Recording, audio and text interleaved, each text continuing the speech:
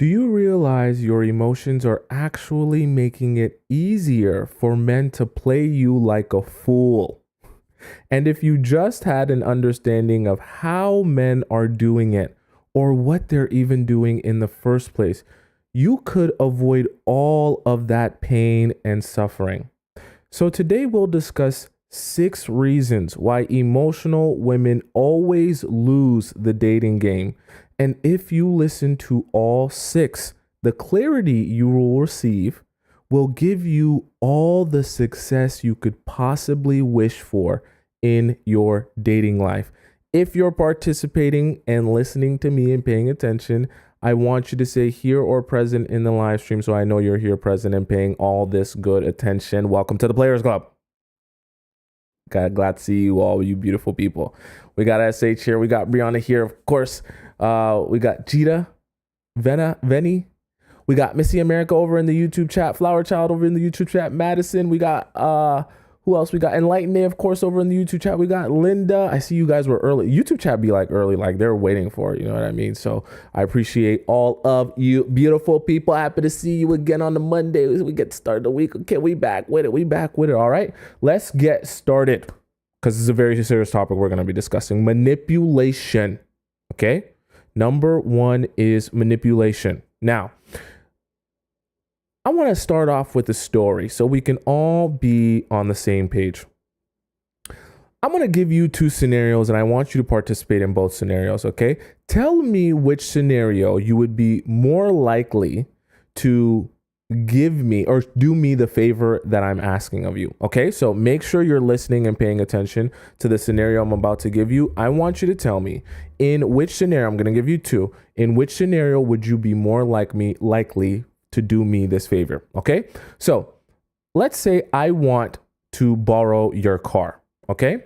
Scenario number 1 in which my approach is in trying to get you to borrow your car. Let's say scenario number 1, I approach you like this.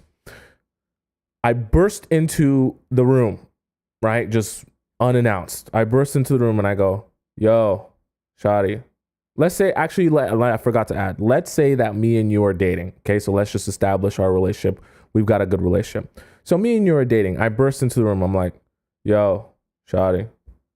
Yo, I'm trying to use your car, girl, yo. Send me that car, girl, yo.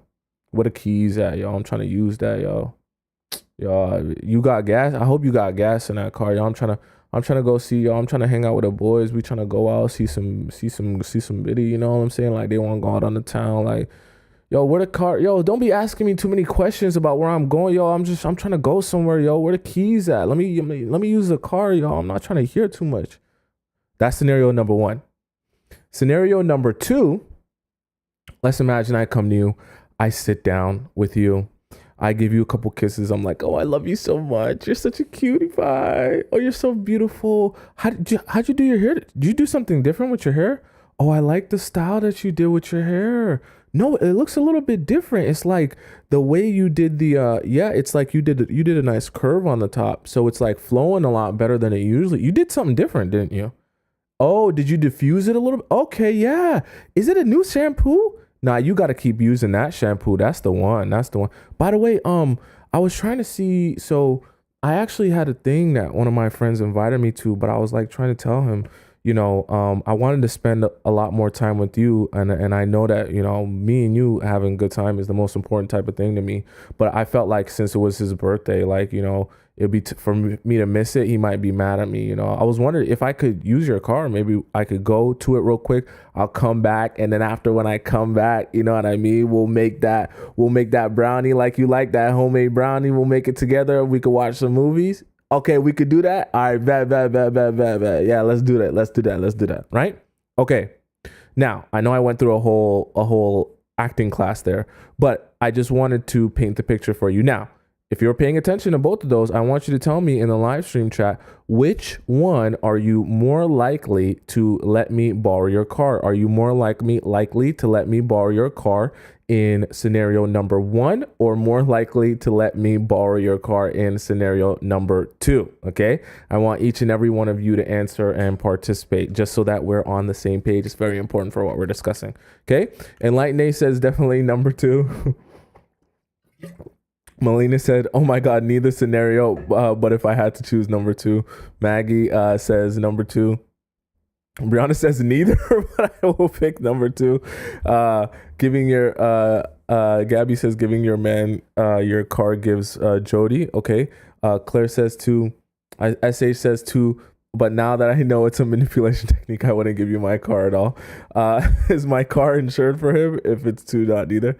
Okay. So I see a lot of people saying number two. I see Angela in the YouTube chat also says number two. Coco says number two as well. Okay. I'm glad you guys are participating. All right. So clearly number two, scenario number two is the more likely scenario in which you or any other human being would give the car. Now, the reason I give that example is while it might seem innocent and not too big of a deal, I wanted to give that scenario as a way to help you understand the concept of manipulation. And you don't have to think of manipulation as some big extravagant scheme to take over the world, right? Manipulation can also happen in much smaller versions and portions in order for people to get what they want from you and extract what they want from you.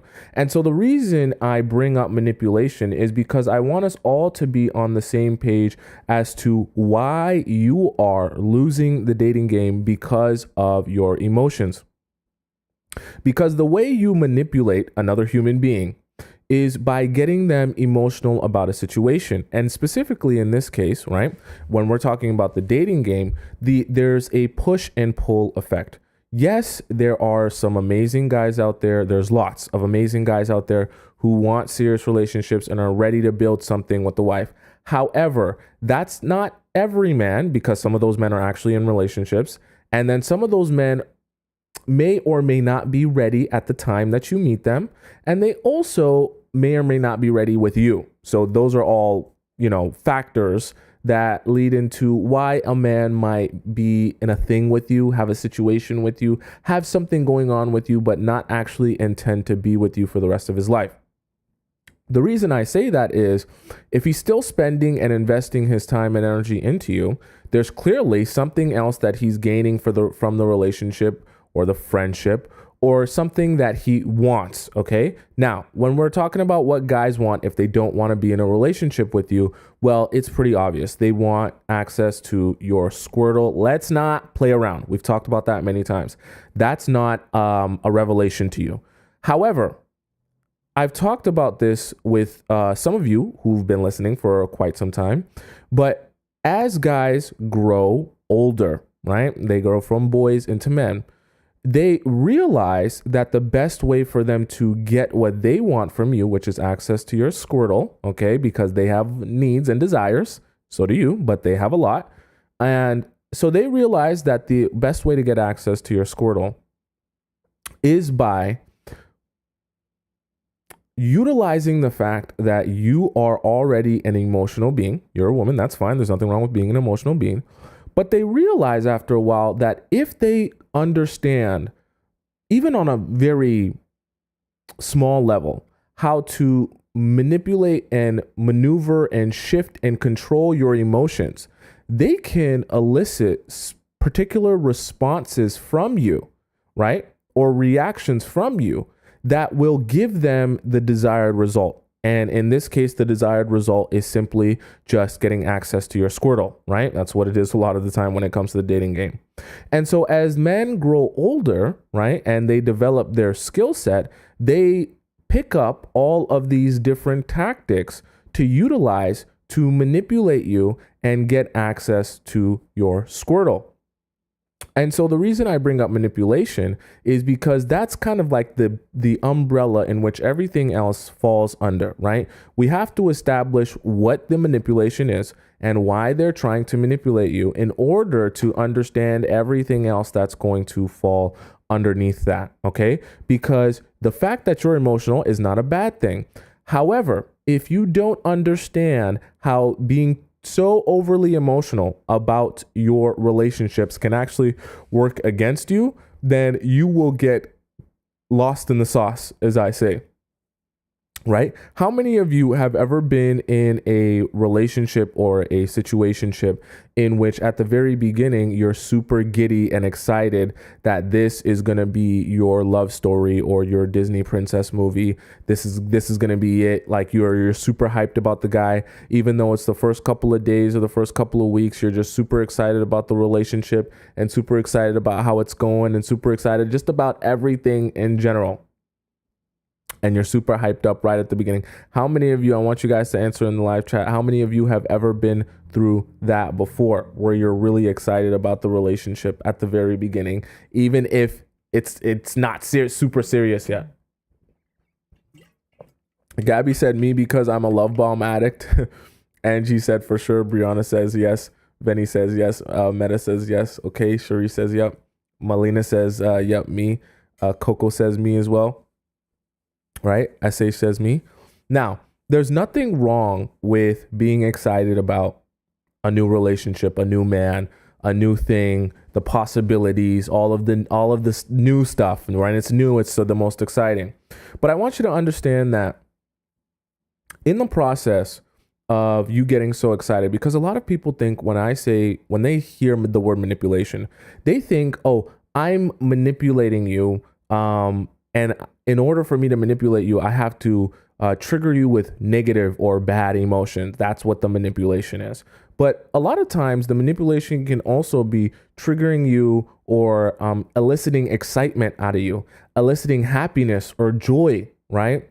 Or hopefulness, any of these quote unquote positive emotions, eliciting them out of you, knowing that that emotion is going to force you to respond to me in a particular way that best works for me. Okay? So the reason I say that is because if you are someone who is continuously falling prey to your emotions, right? And you find it very difficult to be in a relationship or just go out and date people and not be overly emotional about the person you're dating. And when I say overly emotional, I just mean to the point where you feel like you can't control it.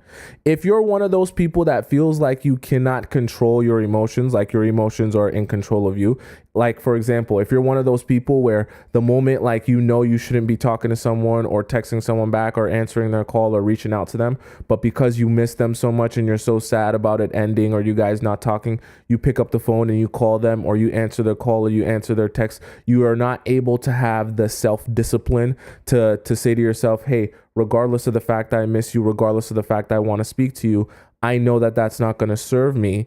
And so I'm not going to allow the fact that I'm sad or I miss you to actually push me into action of taking your call or calling you back or texting you back.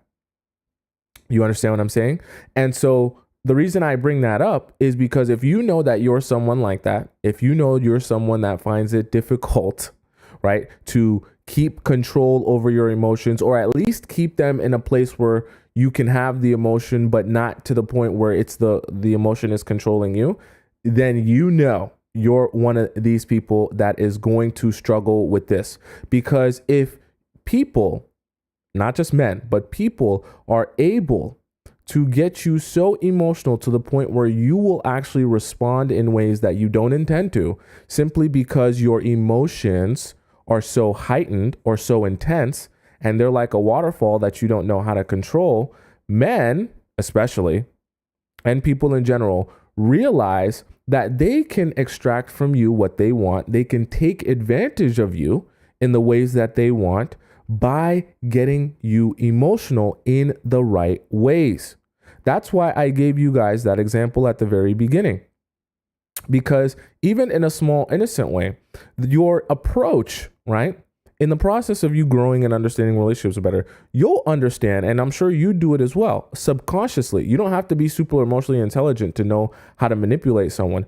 You understand that your approach to someone, if you want something, if you need something, if you have an ask or you need a favor, will affect the results you get. You even understand, you grow to understand this concept as a child. You get what I'm saying?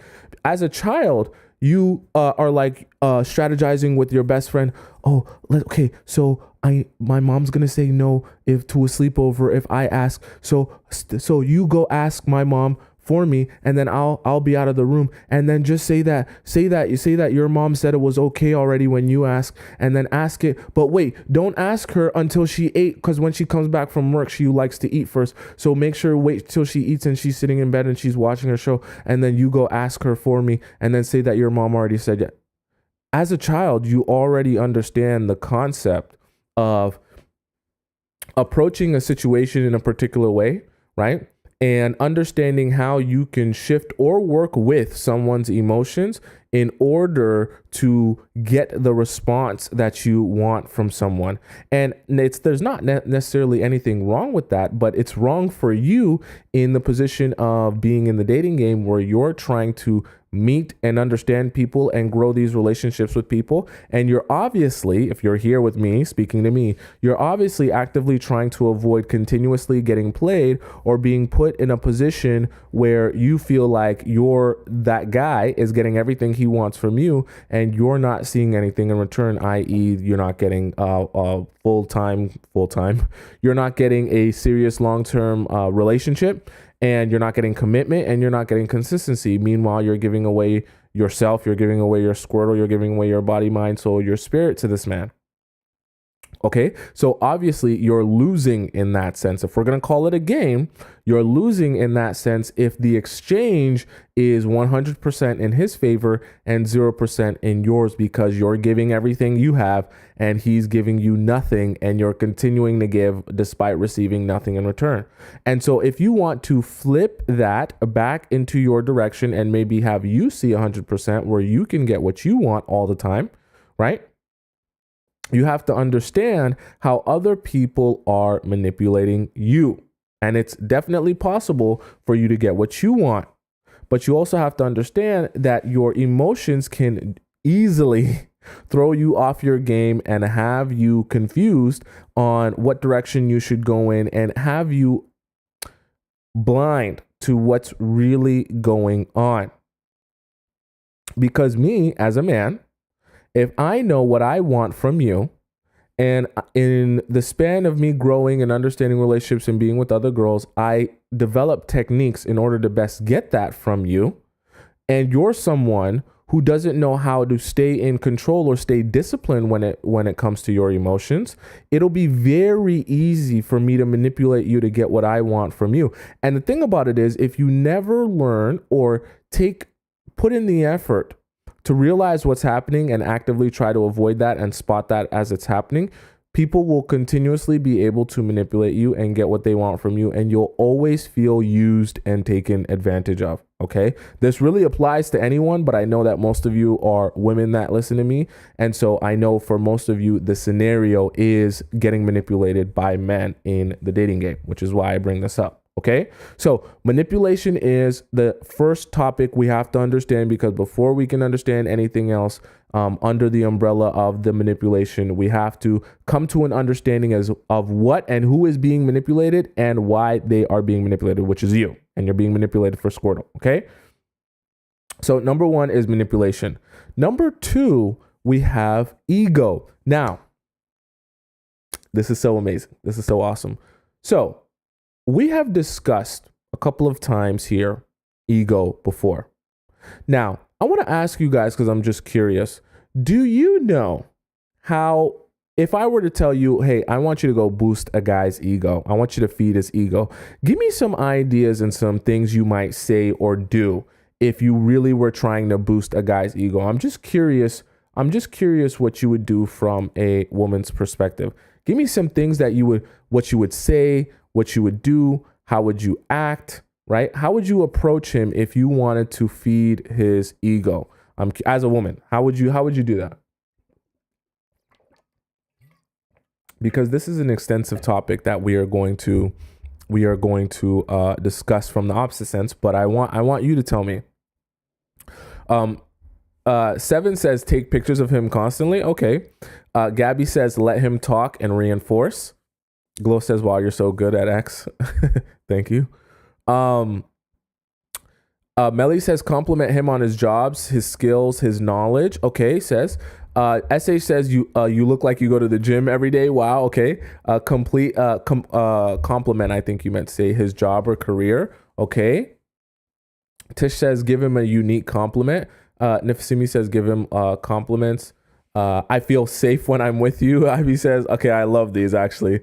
Tell him he's a hard worker. Cooking with Carly says, okay, in the YouTube chat, Nikisha says, tell him he's fine as hell. Okay. Linda says, tell him he looks nice. Okay. Nikisha says, you have a nice body, you would say. Compliment his positive qualities. Act like I'm interested in his life story. Never see me says laugh at his jokes. Nor says I love counting how many times you say squirrel on the live. Thank you. Glow says tell him you appreciate what he does. Yeah, Glow. You know that song? You're the best I know. Okay, I like these. He's fine as Wine Delta says. I like these. These are good. So I'm glad that you guys have some good ways of feeding a man's ego. Now, I'm glad you guys said how you would feed a man's ego. Now, let's reverse that back in the opposite direction. It's not going to be exactly the same, so we're not necessarily going to say the exact same things as you.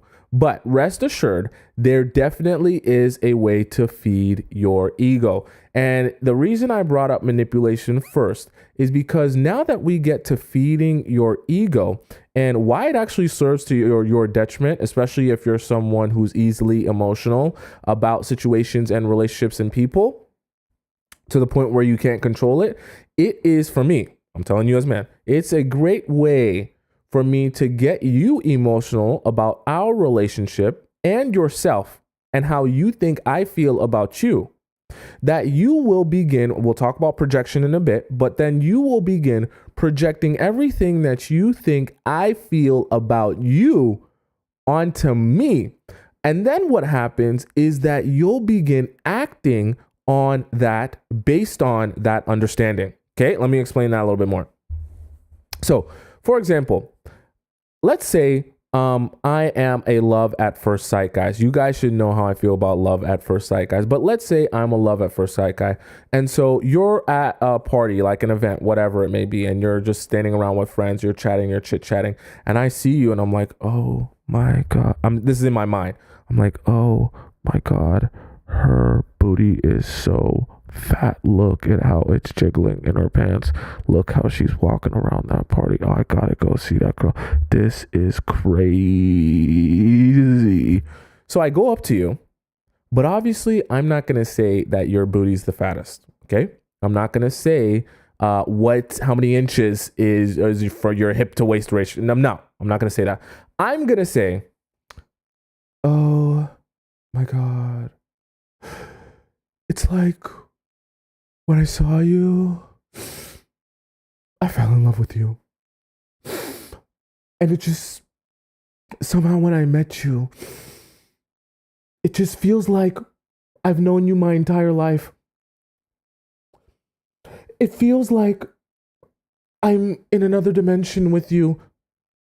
It feels like I'm finally seeing color when I met you. And everything has become clear to me. It's like when I laid my eyes on you, I knew I wanted you to be my wife forever and ever. I envisioned our children growing from small little seedlings into giants, and it brings tears to my eyes to know what it feels like finally to love someone truly. And I felt that since I first met you, right? It's great. Sounds great.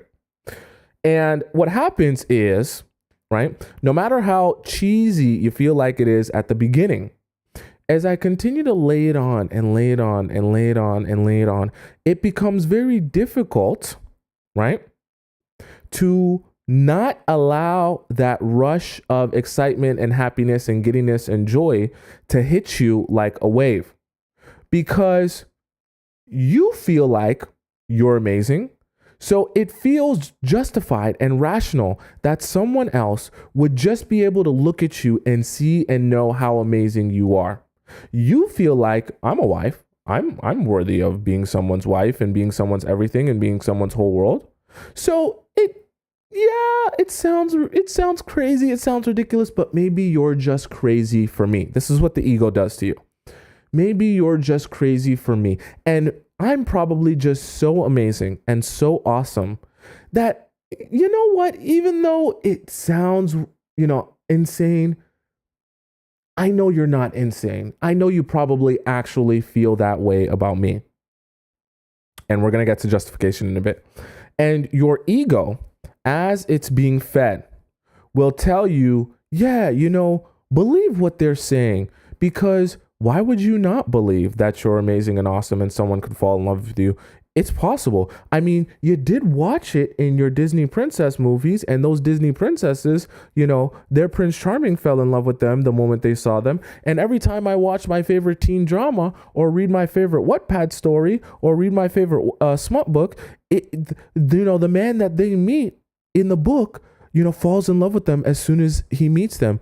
It feels this rush and wave of emotion the moment he lays eyes on her. So this is just like those stories. My life is just like the Disney princess movie, right?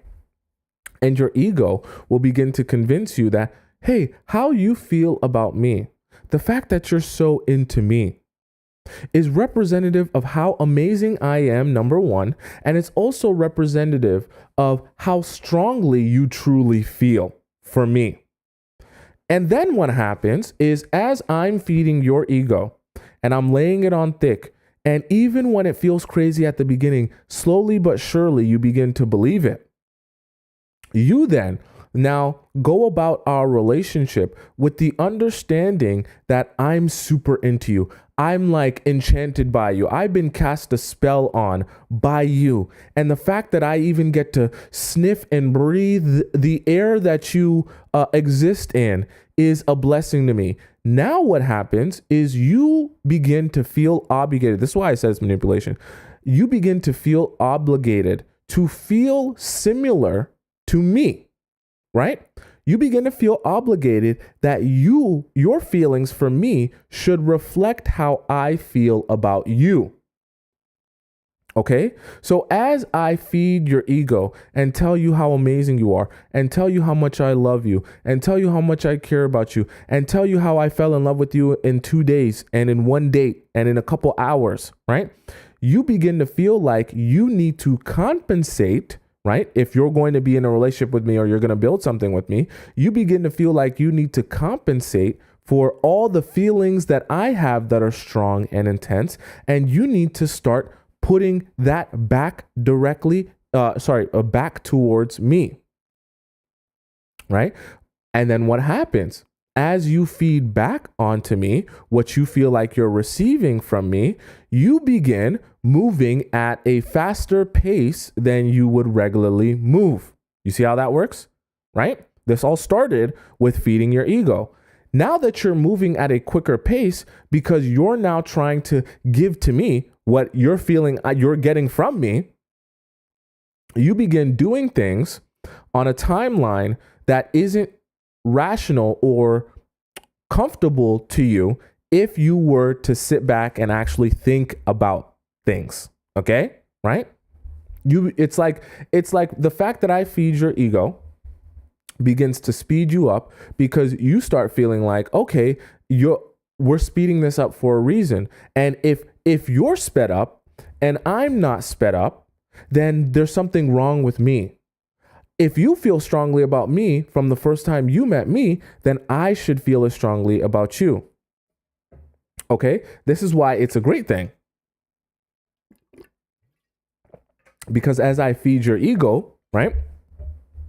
And I told you we'll talk about projection in a bit, but as I feed your ego, not only do you want to project onto me what you're feeling from me, but you also, right, feel justified in speeding yourself along because you feel good about the process. I'm giving you this positive feedback by telling you how awesome and amazing and beautiful and radiant that you are. And so you feel like, oh, you make me feel so good.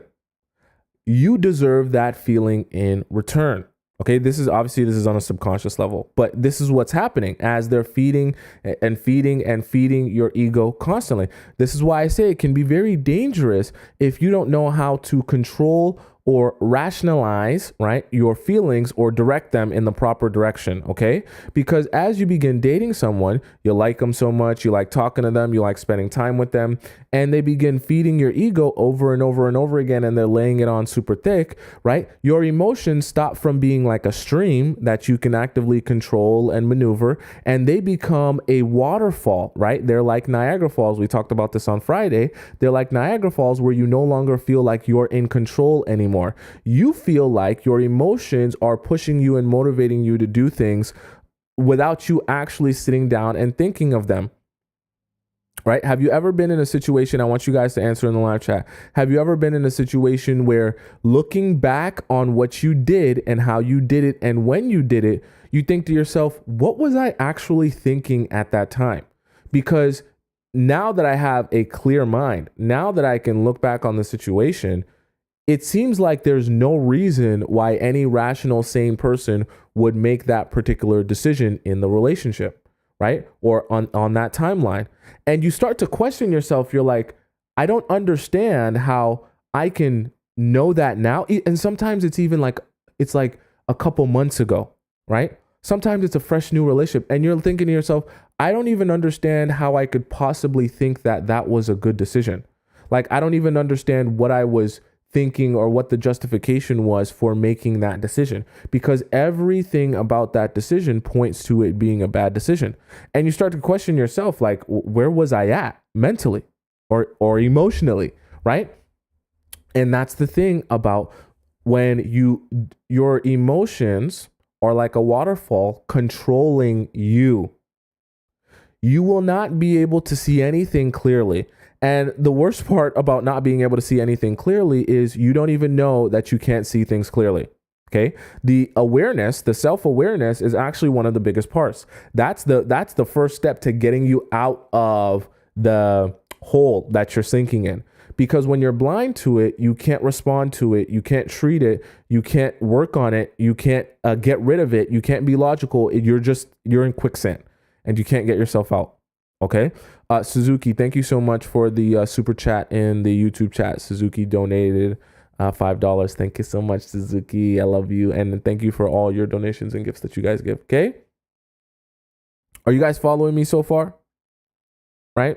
And it's very, very easy to fall into the trap of allowing your ego to be boosted that you become so emotionally overwhelmed. That's actually what the concept I've been looking for and thinking of. You become so emotionally overwhelmed that you forget that in the process of growing a relationship with someone and learning and understanding someone, it's not overnight. It's not just going on one date or two dates. You got to go through experiences and situations with the person. And there's nothing wrong with liking someone. I'm not saying you shouldn't like someone. There's nothing wrong with having feelings for someone. But over the course of time is how those feelings grow and mature, right? And over the process of you learning and understanding someone is when you actually know them. Not from going on one date with them and feeling good about the one date and being all excited about the possibilities. No, the actual experience of being around them and being in different situations with them and going through ups and downs with them is what makes you actually know the real whole person. But when your ego is being boosted, right? And you feel so good about yourself. You're like, oh my God, you're so into me. You like me so much. I'm so amazing. I'm so awesome. Now, right? Your emotions become overwhelming that you start basing your relationship off of the understanding, well, you think I'm so amazing and I'm so awesome, right? I've got to prove to you I'm so amazing and I'm so awesome. I've got to do things to make myself even more amazing and so awesome and confirm to you everything that you've been saying, even though there's no actual basis in anything that he's been saying. Right? So if he's constantly feeding your ego, telling you how in love he is with you, how amazing you are, how beautiful and radiant you are, and how he's head over heels for you, you constantly want to do things to make it feel like, yeah, we are so in love. Yeah, you are enchanted by me. Yeah, this is exactly how it's going. Right? And you just want to continue feeding that because that makes you feel good, right? You're being validated by a guy who's telling you how awesome you are and how much he wants to be with you. And so you feed into that. And if you're not able to control that, it becomes very dangerous because, like I said, you get sped up in your process, right? And not in a way where you feel like you're actually being sped up. You feel good about speeding things up because you feel like you're moving at the pace that he's moving at, right? And that's why I always tell you guys, be very weary of the guys who will try to, whether it be love at first sight or they just try to convince you like they're super into you right away. Be very weary of those men, right? Because whether they know it or not, they're feeding you a facade because there's no way he can actually be in love with the real whole you by going on 1 or 2 dates with you and knowing you for a couple of days or a couple of weeks. And even in the process of him dating you for 3-4 months, he's not seeing you every day. He might text you, but that's not getting to know you. That's not getting to know the real you at all. Right? He might text you, but the amount of time he's actually seeing you and spending real time with you, that he can actually absorb your character and personality, even if you're dating someone for 3-4 months, we actually did the math, okay? And I'll save you the trouble. But if you're dating someone for 3 months, okay, and you're going on 3 dates a week with them for, I believe it was 3 hours that we said, each date, each dinner date, let's imagine, you only end up spending a cumulative amount, right, of 4.5 days with that person in person. If you're dating someone for 3 months and going on 3 dates every single week for 3 hours. Okay. And the reason we did that math is because I wanted to sober you guys up. And even when I did the math, I was shocked. But I wanted you guys to get an understanding of when these people are talking about you and about your relationship, as if like, oh my God, we've been together for years, and oh my God, I have every answer to our relationship that I could possibly need, and I know everything I could possibly want to know about you, right? To make a decision on spending the rest of my life with you. That is an ego boost. It's not based in reality. And the problem is, if you're overly emotional and you become emotionally overwhelmed and you're not able to control your emotions or be logical or rational despite having emotions, you will begin responding to situations in irrational ways. And the only way you'll realize that you responded in an irrational way is when you're out of the situation and you look back and you're like, that was literally crazy of me to do, right? I don't want to scare you here, but I know we all like to laugh at other people and call them idiots and call them stupid, okay? But I want you to take something in. I'm sure most of you would probably think, oh, okay, if I'm dating someone for 3 months, it makes sense. Like, we're serious now. Like, this is serious. We could be boyfriend and girlfriend now. Like, I will, like, this is a serious relationship. And we all love to laugh at people like go on Love is Blind and be like, oh my God, you've only known someone for a month and you're marrying them or committing yourself to them and da da da da, right? Obviously it's marriage, so it's a little bit different. But a lot of us go of the understanding that, oh, well, if I'm dating a guy for 3 months and he tells me he loves me, that makes sense because he knows a lot about me. I mean, it's been 3 months, so it makes sense. But when we do the math, right, on Love is Blind, and I know I'm getting a bit sidetracked here, but on Love is Blind, right, they're telling, the contestants spend a month together all the time, 24/7. They're living together, right?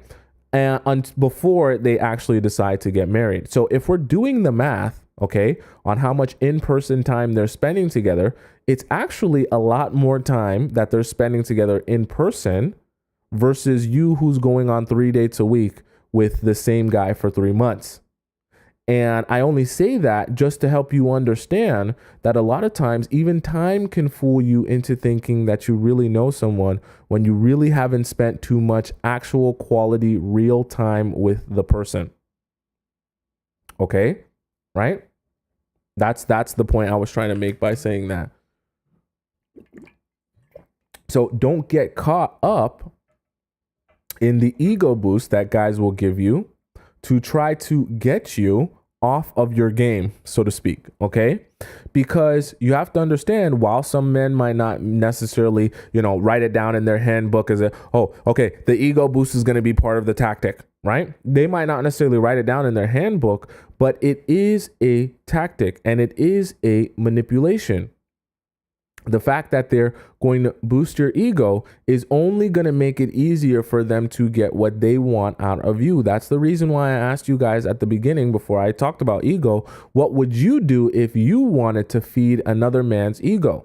Now, the fact that you guys know that and know how to feed a man's ego also speaks to the fact that if you truly wanted to get something out of that man, you also know the types of things you should say and the ways you should approach that man in order to get what you wanted out of him, because you know how to feed his ego. And we subconsciously understand that that is one of the keys to manipulating people and human beings in general.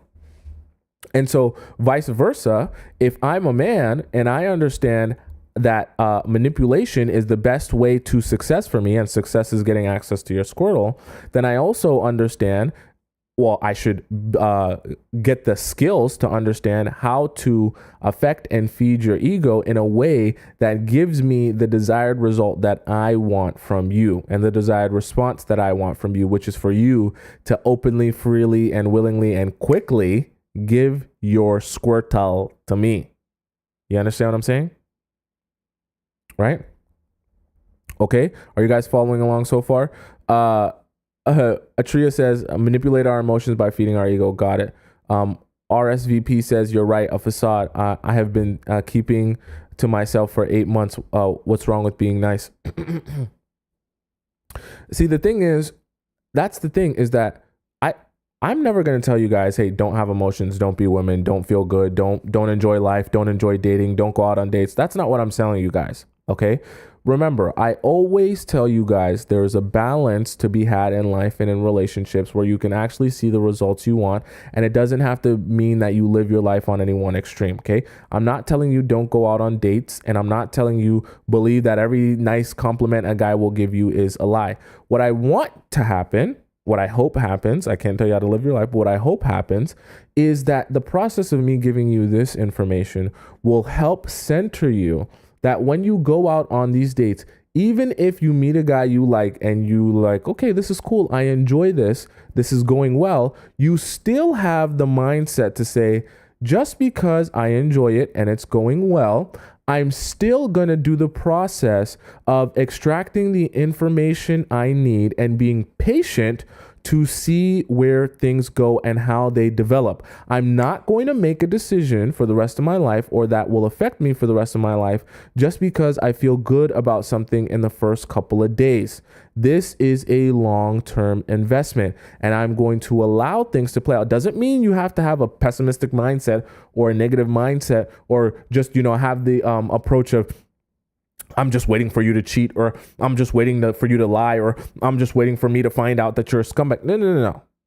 You don't have to have that approach. You can believe that good things are going to happen, and believe that you're going to have a good relationship, and believe that you're going to find the man that you desire, right? But you can believe that and still be patient for people, or specifically the man that you are dating, to show you that he is that person, instead of just trying to force him to be that person. And then when he's not, you begin justifying it or making excuses for it. Okay. That's what you don't want to do. Okay. So it's about a balance. Okay. Angela says, men don't like when you're nice to them. It depends on the situation, and it depends what you want from the man. Okay. Right. And it depends what your relationship with the guy is.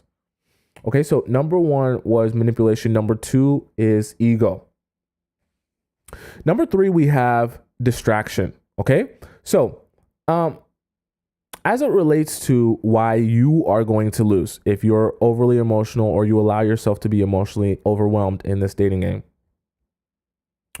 I talked to you guys earlier about this concept of, I want to do like an actual demonstration. Do I have it on me? Okay.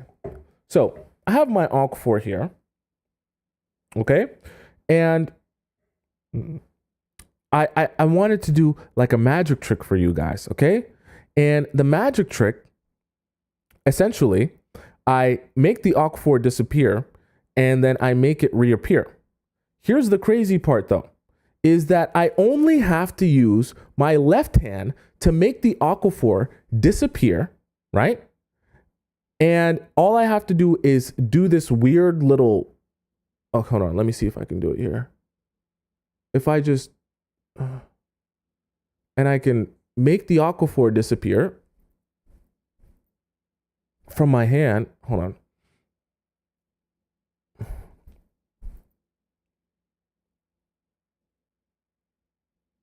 I'm just trying to, okay, I got it. It's gone. Okay. See? You guys see that? You see it? Now, I'm not a magician, okay?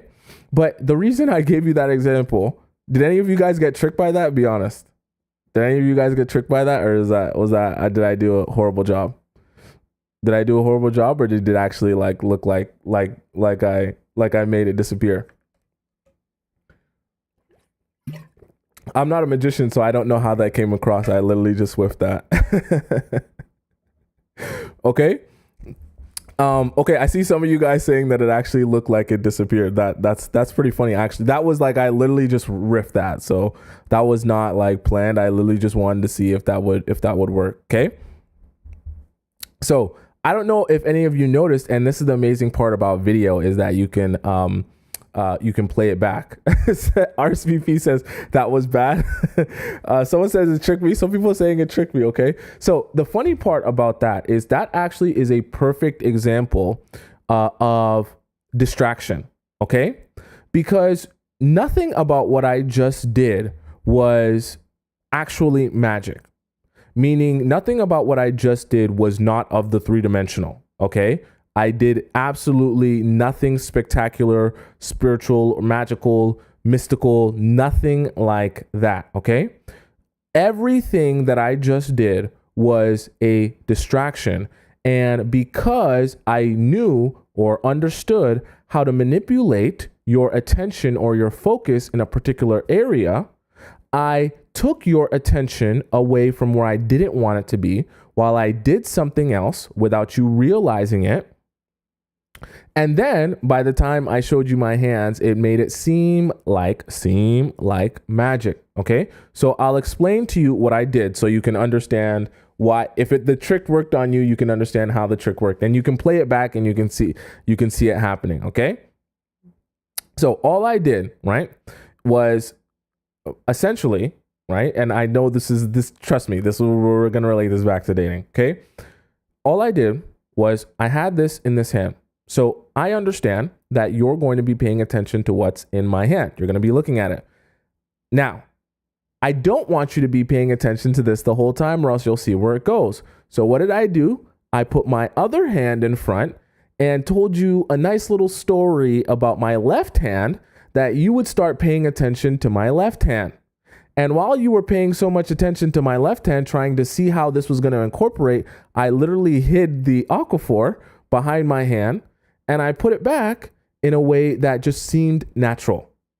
And then I told you a whole nice story, and then I did a whole nice little, a little distraction here. All of it served as a distraction to take your attention from one place into another, that you wouldn't realize what I was actually trying to do, which was get rid of the aquaphor in my hand so that it would seem like it disappeared by the time I opened my hand again.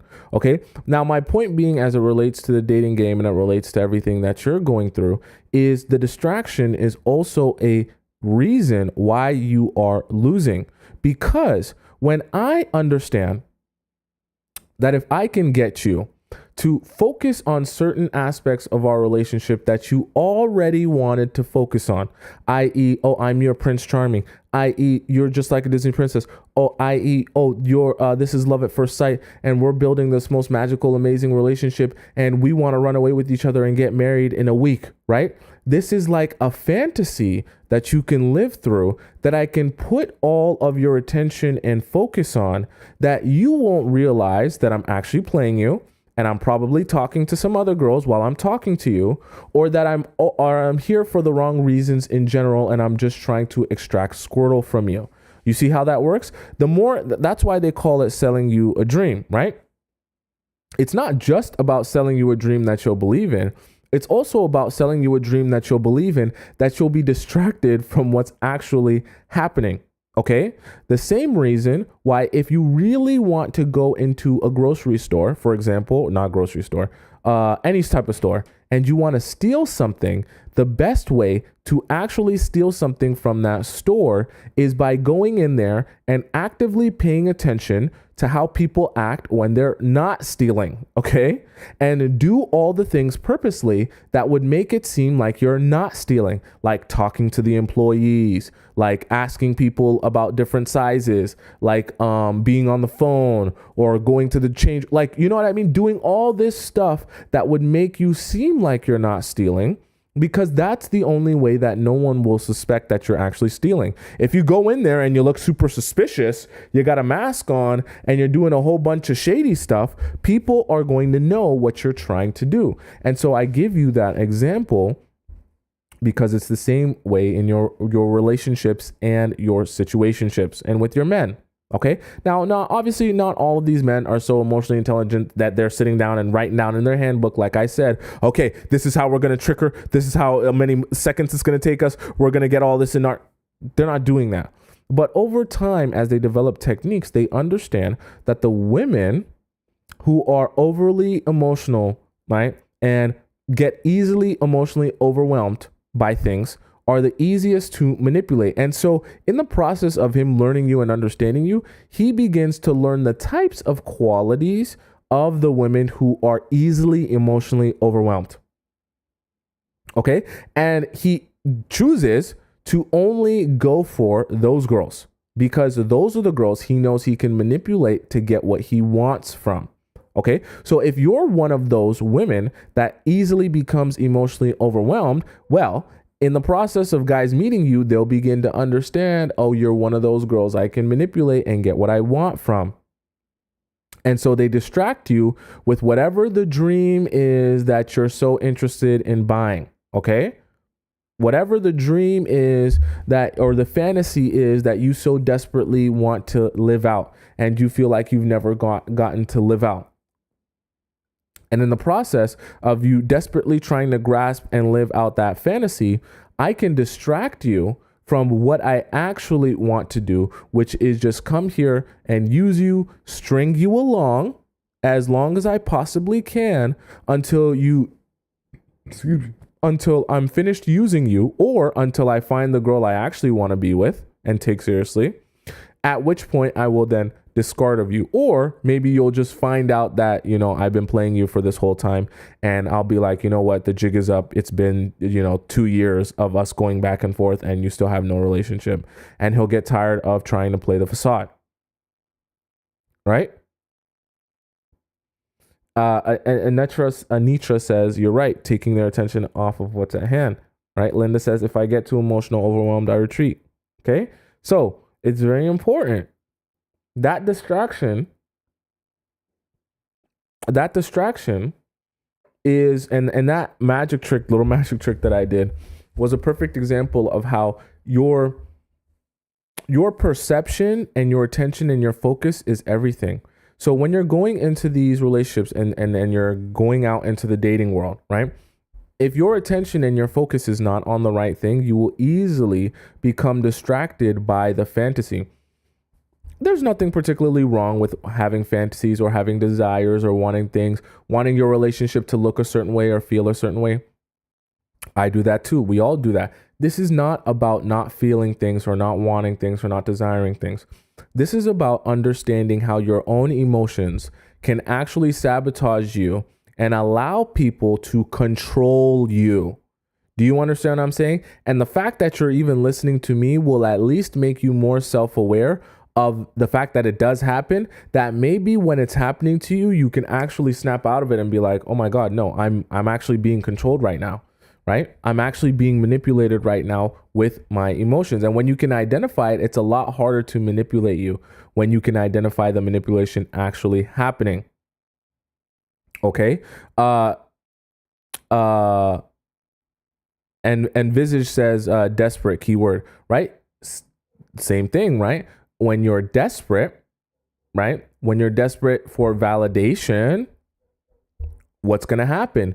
You're going to be easily manipulated, right? Because if I know how to feed, if you're desperate for validation and I know that feeding your ego is going to greatly validate you and make you feel good about it, what am I going to do? I'm going to feed your ego. I'm going to validate you. You're desperate for that validation. So what's that going to do? That's going to take you over the moon. You're going to be so ecstatic and hyped and overjoyed that a man is validating you. And then what happens is I can get and extract what I want from you. I can also take that validation away from you if I want to manipulate you in a different way. Okay? So if I validate you and then you become so overly ecstatic and then you start saying, oh, but I expect more from you. Aren't you going to commit to me? Aren't you going to do? I can then pull back from you and say, hey, whoa, this is too much for me. I don't know about this, right? And then what happens? Oh, but I'm not getting my validation anymore. And you're so desperate for it. You're like, wait. No, I didn't mean that. I know that I said that I wanted an expected commitment and expected a man that will be taking me serious and take the relationship serious. But like, no, actually, never mind. Just do what you want. It's okay. Like we can wait and it's fine, right? Because you're scared that he's going to take away that validation from you.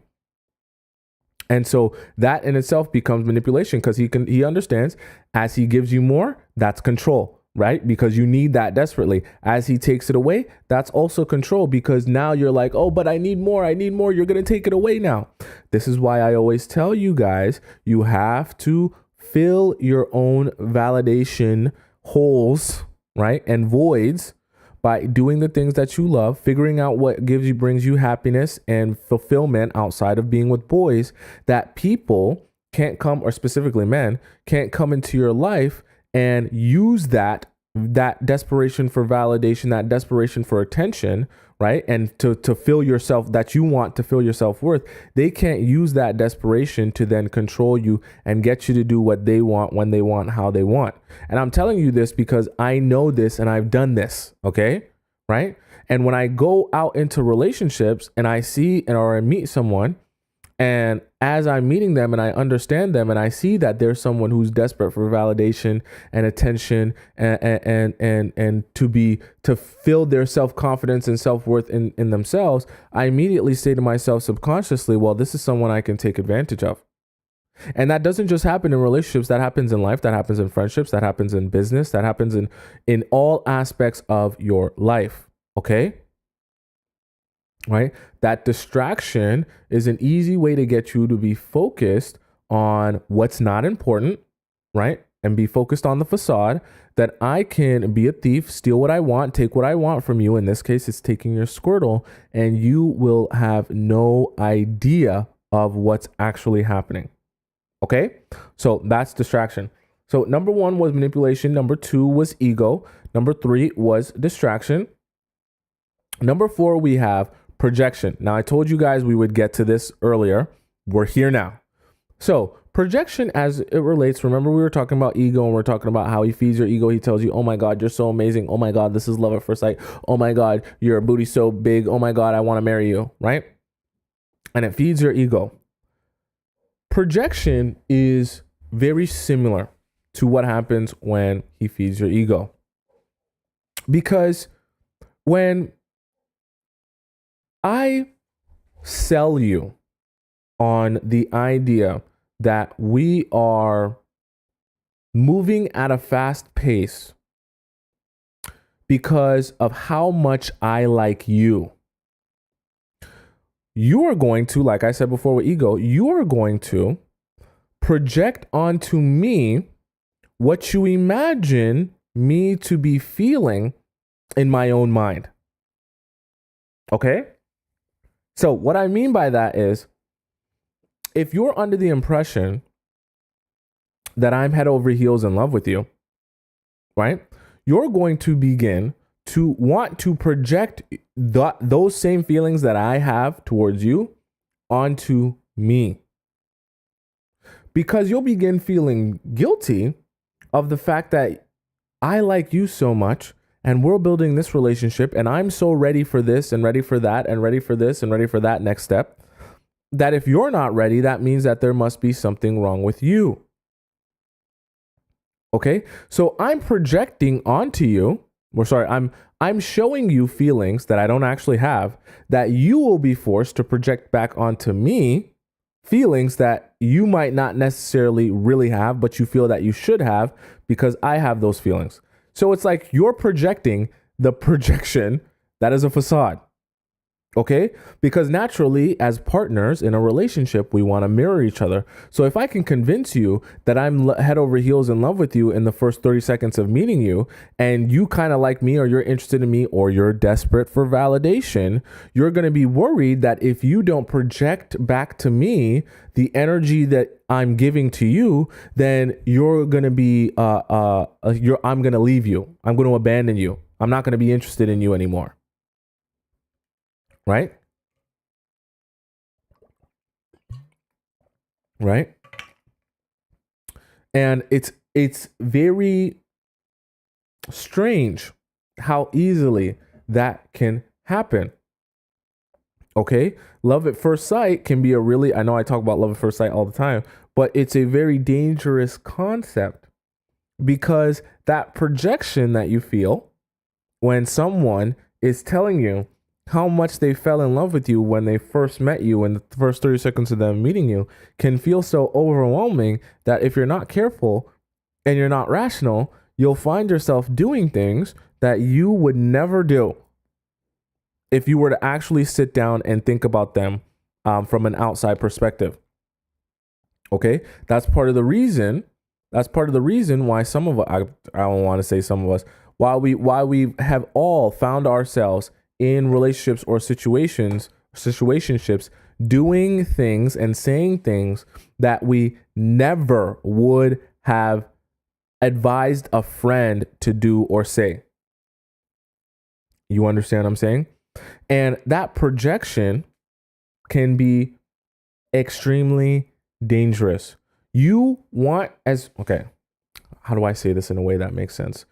As much as you possibly can, you want to be aware of how you genuinely feel about a situation and not allow how other people feel about that same situation to influence you. Okay? Because there's a concept, I don't know how many of you, let me know in the chat, have heard of the concept of groupthink. Okay? Right? The concept of groupthink really is about it's a larger concept about if a large majority of people around me think or feel a certain way or express a particular opinion, and I'm surrounded by that group, I'm more likely to develop an opinion that is in line with theirs or in agreement with the group's opinion, the large majority of the group's opinion, because I subconsciously fear being left out or isolated or being an outsider because I believe or think differently than that group of people. And so naturally, what ends up happening is instead of believing what's the truth or what's right, a large group of people can actually come together and believe in a lie because of groupthink. And that same influence happens even in your relationships if you're not careful, that people, right, can manipulate you, even men especially, can come across into your life and figure out ways on how to get you to project feelings that aren't actually genuine to you. And the thing is, when you can project feelings outwardly that aren't genuine to you, you'll start doing things that you weren't actually ready for. And it's not until you actually step out of the relationship or the situationship that you'll realize that you weren't ready for them despite doing them anyways.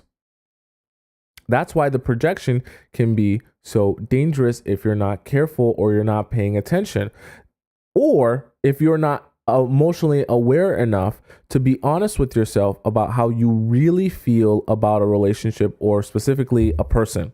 Okay? Because sometimes guys will come along, and I'm telling you this because I've done this. I'm not telling you this because I'm a better man. Sometimes guys will come along and they'll convince you how much they like you. that you will feel obligated to like them back, as weird as it sounds. Okay, I know that sounds very strange. Maybe some of you are like, I have no idea what he's talking about, right? And it can be even if you just like him a little bit, he'll say, I like you a lot, so why don't you like me a lot, right? And it can be very dangerous if you're not careful and honest with yourself that, wait. I have to move at a pace that's actually genuine and comfortable to me. I can't move at a pace outside of what's genuine and comfortable to me, because that's not my pace. That's your pace, or what you think your pace is, or whatever you're trying to sell me on your pace is, right? Because when things move at breakneck speed, it only is advantageous really to the guy. Because if things are moving at breakneck speed, what's one of the first things you guys are going to jump right into? Pineapples. Okay? When things are moving at breakneck speed, you're going to be doing a lot of relationship stuff very quickly. Not for very long, but very quickly. And if you're doing that stuff very quickly and you're jumping right into whatever you'd be doing if you were in a long-term serious relationship, he can extract the maximum amount of girlfriend treatment he wants out of you in a very short amount of time. And it's literally like squeezing the life out of you. You understand what I'm saying? Imagine all of the time and energy and investment you would give to a man over the course of a year that you were just dating and feeling out and getting to know. He's going to try to squeeze everything he can out of you to give everything you can to him in the 3 months, right? And once he squeezed the life out of you and he's used you for as much as he could possibly use you, he'll probably get bored and say, all right, I've used you pretty much as I possibly could want now, and it's time for me to move forward. I'm bored. I want something new. The guys always want something new and shiny. So when you stop being a new shiny toy after 3 months and he's squeezed as much as he possibly can from you, he moves on to the new thing. Okay, so number one was, are you guys following me so far? I want to make sure we're all on the same page and I'm not just yapping and you guys are like, what is he even talking about? Okay. Rick says, I notice when that happens, but please explain how to react. I do confront guys with this stuff, behavior. They always deny or pretend they are honest when they are not. Here's the thing. Okay, Rick, I'm glad you asked this question. If you want to avoid this, I wouldn't advise you to even bother calling guys out on the BS, okay? Because like you just said, Rick, the guys are never... There are some guys who are smart enough to know the type of trick that they're playing. And then there are some guys who aren't even smart enough to understand the type of trick that they're even playing in the first place. They just know that this technique has worked for them with the women that they've come across and been in relationships with. So some guys truly might mean it when they say, what are you talking about? I'm not trying to play no trick. I'm not trying to, there is no facade, right? And they might actually believe that, which is why it'll be like banging your head against the wall, trying to call him out on it to get him to admit it, because some guys don't believe they're doing anything wrong. Some guys are genuinely just confused. Okay, and some guys really don't know what it means to grow and understand a person over a course of time on a rational, sane timeline. Okay, some guys don't get that. My advice to you would be to sit back and observe the type of approach he has towards you, because you don't want to see. This is the thing too. You don't want to get in the way of what a guy was already planning to do with you. I know for a lot of you, you want to tell the man, hey, I want this, I want that, I expect this, I expect that. And yes, you should do that to a certain extent. But also understand, when you're trying so hard to get them to approach the relationship differently than they've been approaching the relationship, understand that how they were going to approach the relationship is a clear indicator of how they truly feel about you and about the relationship. So yes, while it's good to be communicative and tell people how you feel and tell them what you want and desire, also be careful, especially in the beginning of the dating game. Be careful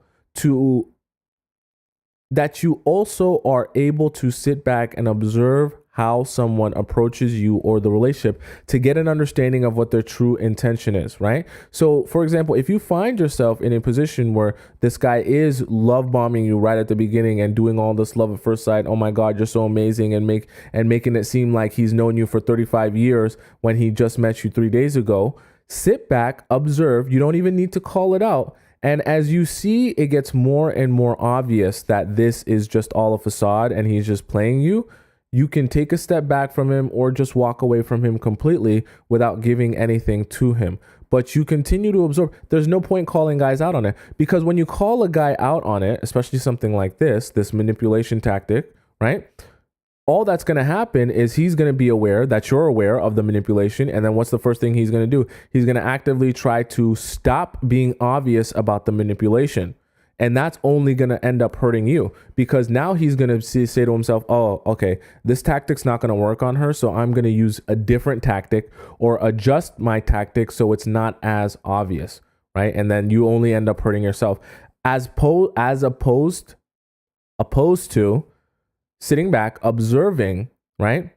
The actions, the words, the approach.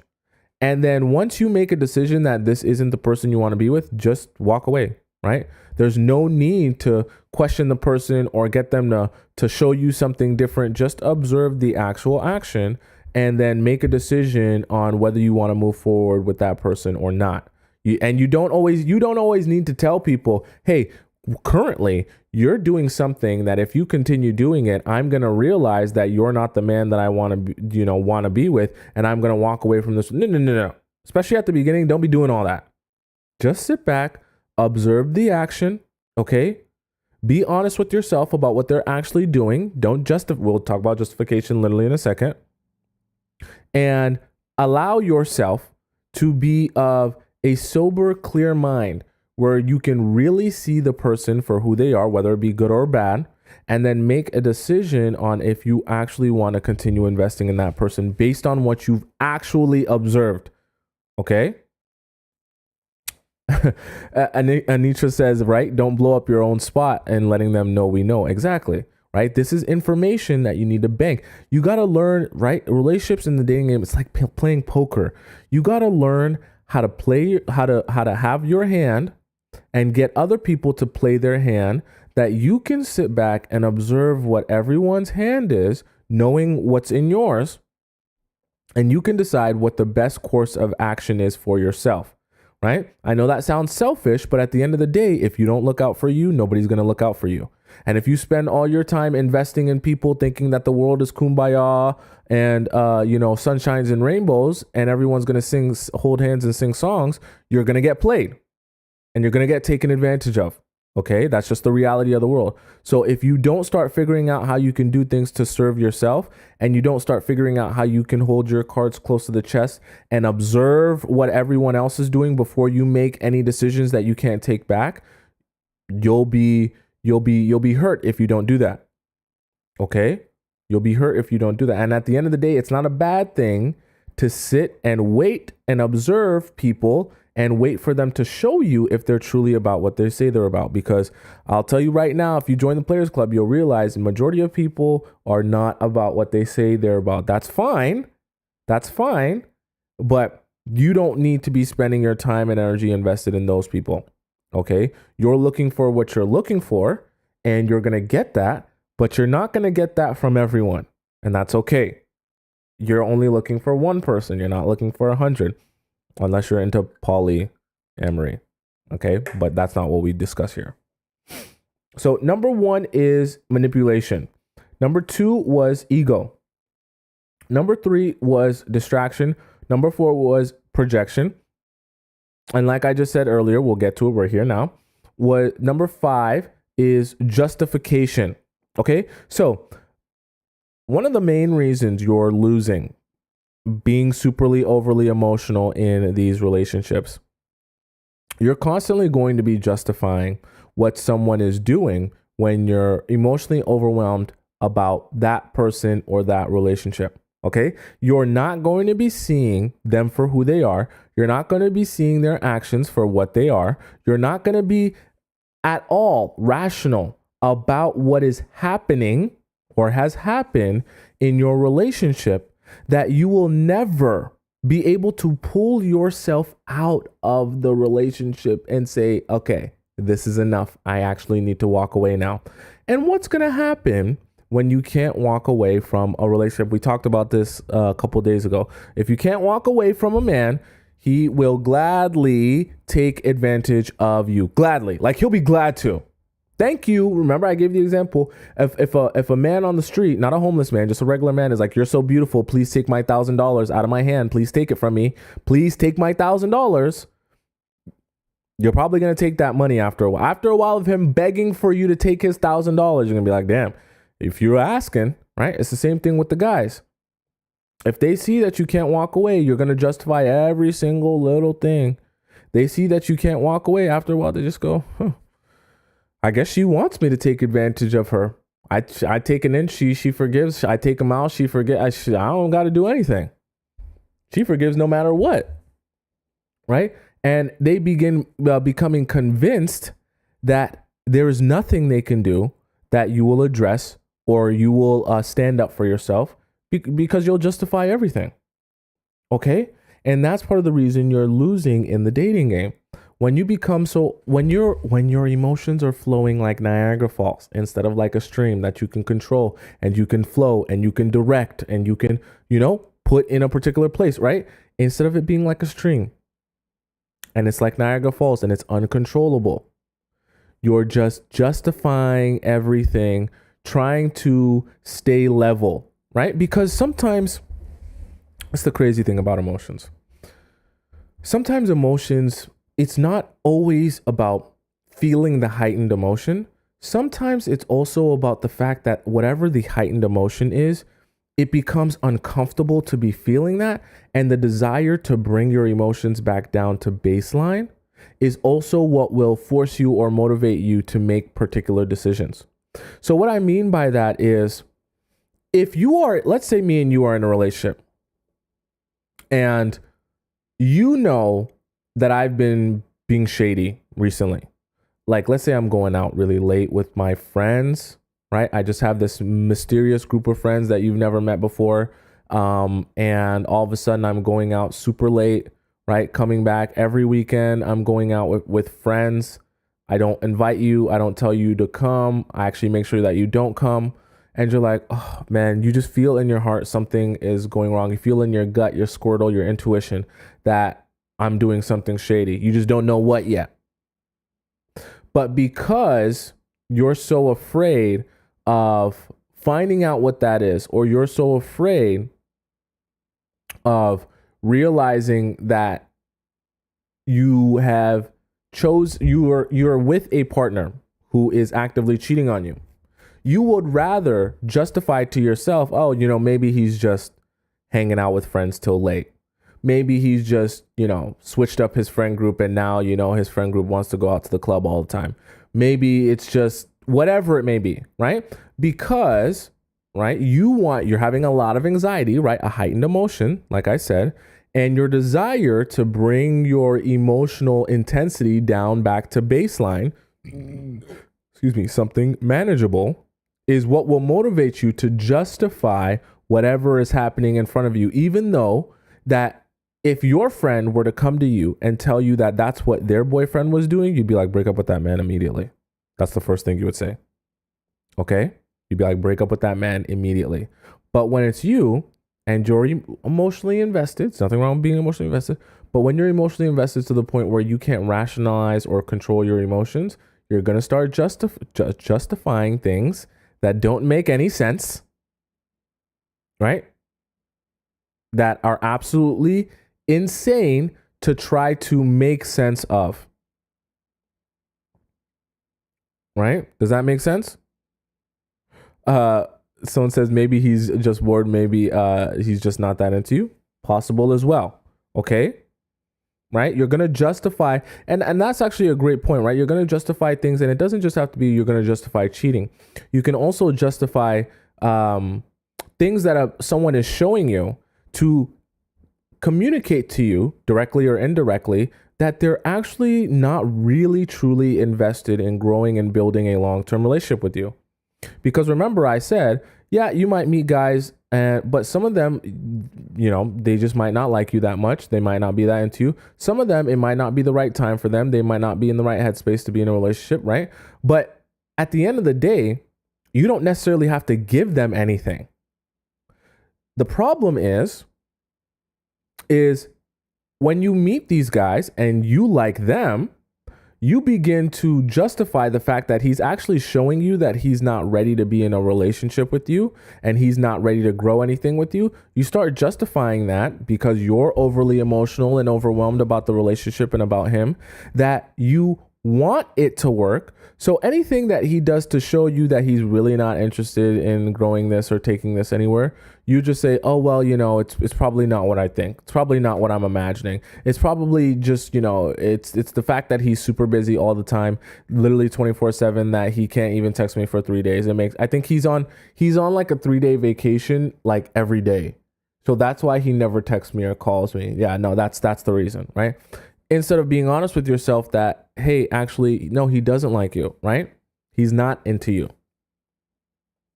And that subconscious, I guess I could say, pressure to either ease your emotions if you have a lot, they're really intense, or in the process of feeling emotions really intensely, to justify things so that they can fit your narrative or fit whatever it is that you want to feel at that moment, can be very dangerous. Okay. Rolling Star says, I get triggered. Don't we all? Right. And remember what I said. This is not about not feeling emotions. This is not about not being able to feel or want anything or desire anything or none of that. It's not about that. It's about understanding how, if you allow your emotions to control you and control your actions, and you're not rational, or you're not self-aware that, hey, I'm actually making an emotional decision right now, or hey, this isn't based in real logic right now, then people can come into your life, specifically the men can come into your life, and they can take advantage of you and get and extract what they want from you by getting you emotionally distracted, and manipulate you. Okay? Not to scare you, because it's not just men that do that. Okay, I'll give you a newsflash. I know when I talk about men so much, it makes it seem like men are the worst. There's great men out there. I just want you to understand everyone does that, but obviously if you're here listening to me, you're probably a heterosexual straight woman. So you're obviously going to be spending most of your romantic energy on men, which is why we're discussing men so much. Right? So number 1 was the manipulation. Number 2, ego. Number 3, distraction. Then projection. We had justification. And number 6, the easy path, aka the path of least resistance. Okay. We've talked about the path of least resistance many a time. Okay. And we'll continue to talk about it until you never forget it. Now, I don't need to go too deep into dating apps right now, but the path of least resistance essentially encapsulates everything that we've been talking about: manipulation, ego, what the men want in the first place, and how they're trying to get that or extract that from you. The path of least resistance is why these guys are even inspired to come up with these techniques to extract from you what they want. They realize that in the process of them getting you super emotional about the situation, about the relationship, about them, feed your ego, all that good stuff, what does that do for them? It makes their path way easier. Why? You're distracted. You're projecting feelings that back onto him and mirroring feelings that he doesn't even really have. All of this just makes it easier for him to get what he wants from you. And remember, I said all of that control is centered around controlling or manipulating your emotions. So if you were able to identify that and control or prevent yourself from being controlled by your emotions, well, then he can't control you. And if he can't control you, then he can't extract what he wants from you anytime, anywhere, anyhow. And he's actually forced to show his hand or be real with you or you end up realizing anyways what he's really about, and then you can make a decision based on that. If he's really about being invested in you and growing a relationship with you, great, then you'll grow a relationship with that man.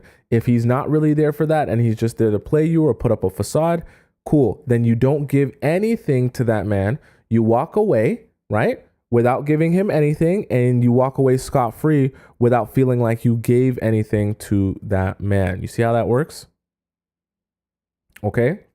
Because that path of least resistance is exactly what they're looking for. And they're going to get that by emotionally manipulating you and controlling you, right? They want to elicit a particular response. They want to distract you. They want to get you projecting. They want to get your ego boosted. All of this stuff will prevent you from actually doing things like we discussed, like asking good questions, okay?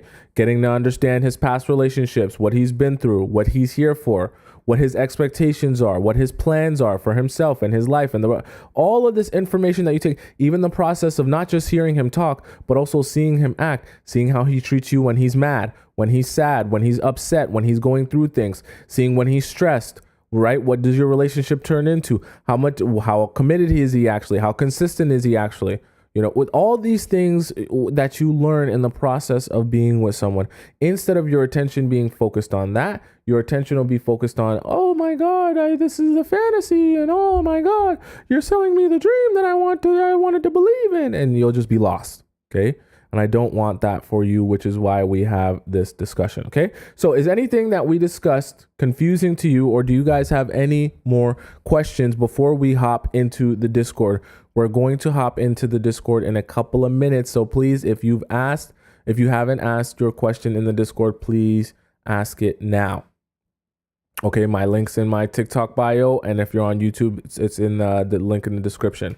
So do you guys have any questions about the the topic that we just discussed? Okay.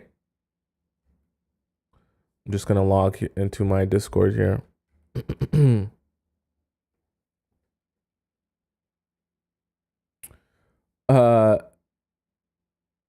Someone's dream girl said, let me get on this podcast if you're in Atlanta. I'm in Toronto, actually. So unfortunately, it's unfortunate. It's unfortunate. I'm just going to log into Discord and we will get started if you guys don't have. Nifasimi says, are there guys that don't try to manipulate? Well, yes. And they do exist. And this is, remember, everything that we discuss, it's not about, guys who, all guys are bad and there's no good guys in this world and all men are trash. All I want to do by coming here with you is help you see some of the things that are going on in your relationships or your situationships and why you've been struggling or not seeing the results that you want to see. Okay, that's what we're here for. That's what this is about. And that's how I want you to benefit. Okay. Remember, I told you nothing about what we talked about emotional women losing in relationships is about the fact that you shouldn't have emotions, but you should understand how those emotions can control you and force you to make decisions that you weren't actually ready to make or wanted to make even in the first place. Okay. So, let's, Enlighten said, please don't kill me with that Discord times song of yours. It's Discord time. It's Discord time. It's Discord time. I don't even remember how the song goes. I gotta make a theme song for Discord. Very soon, we're working on the Discord sponsorship. So Discord sponsorship's coming very soon. Okay, it's Discord time. We have a ton of questions to do in Discord, including some screenshots. We got some juicy stuff going we got some juicy stuff going on in Discord. So we got to get to it. If you haven't asked your Discord question by now, you just not serious. Cause we got a ton, oh my God, you guys gonna see this. We got a ton to get to today. We got some juicy stuff to get to today. Look at this. This is craziness. We got a screenshot in here. This is going to be crazy. Okay. So let's get started with E in the Discord. E says, okay, I am bi, divorced female 35, dating a female 32 for 8 months now. Okay. I am a bi woman currently dating a, I don't know if I can say that. You guys know what it says, woman, and we're having problems with especially communicating. And I try to talk to her about certain things that she's doing that I don't like and I appreciate, or that I don't like and don't appreciate, I'm assuming you meant, but she is still continuing. Maybe not as much, but it's still happening. Like, for instance, she would leave home for up as much as 16 hours without any type of communication or correspondence. It's crazy. She would find excuses as to why she couldn't communicate, like her battery died. Okay. But thing is, bro, where do you go? She says she goes to gamble. I get mad. We argue. I say hurtful things. And then we have a conversation and we're good until she does it again. And then it's a cycle. She goes out, and whether I'm there or not, seems to feel it's okay to be gyrating and grinding on other women and going out and hanging out with other women, including exes, is fine. She feels like being friends with her exes, communicating with them is okay. Then she has trust issues. Am I being overprotective or jealous? Am I wrong for feeling the way I do? Am I a lover, thinking and over exaggerating? Okay, so I'm glad you asked this question, E. Obviously, okay, I have to do a disclaimer. Obviously, I am a straight heterosexual man. So the aspect of me speaking on a woman-on-woman relationship is not my forte, because I've never been a woman, so I wouldn't know, right? And I also, I only know heterosexual relationships. But if you want me to just speak on the concept, I can speak on that. Here's the thing, though. When we're talking about you and your girl, this is where the problems come in, because it's easier to draw a line on these friendship relationships when it's guy and girl, because there's, like a clear indication. But the problem is, it's a lot harder to draw that line in a relationship like this, because what's the difference between a casual girlfriend and one that you're actually attracted to now? That's the problem. Sometimes you understand what I'm saying? Because how do you really differentiate between the two? Every girlfriend seems to be like an attractive friend, and it's almost like all the casual friends are also romantic friends. And because there's no separation between the two, because obviously if I'm a straight man, my casual guy friends are platonic friendships. Now, if I have casual girlfriends, not all of those might be platonic friendships, but my casual guy friends are my guy friends. We get along, we understand each other, so it's natural, it's normal. But if you're in a relationship where your casual friends are of the same, can I say sex, and so are your romantic partners, it becomes difficult to differentiate between the two, because there's a constant gray area. And so that's kind of the struggle you're facing. And that's kind of where I'm stumped, because I don't know how you would you can address your issues and tell her how you feel, like you said you've been doing, but there comes a certain point where you need to sit back and, like I said, observe actions. And clearly this person has, despite you telling her and speaking to her, doesn't seem to be on the same page as you. And I feel like, E, you're actually in a situation where you're trying to force a relationship on someone who clearly is indirectly or direct, to me this is direct, is directly showing you that she is not ready for a relationship. Okay? Because if she was, you wouldn't have to explain this to her multiple times. Okay? Like, this is ridiculous. Like, what you said is ridiculous. And the fact that this has to be an ongoing conversation that you need to address speaks to the fact that you guys aren't on the same page. Because I don't think that there's any version of being on the same page in a relationship where you would need to address this multiple times, or even feel frustrated enough that you'd have to come to me. Like, that's ridiculous. Because in a heterosexual straight relationship, this would be considered cheating. So I don't understand.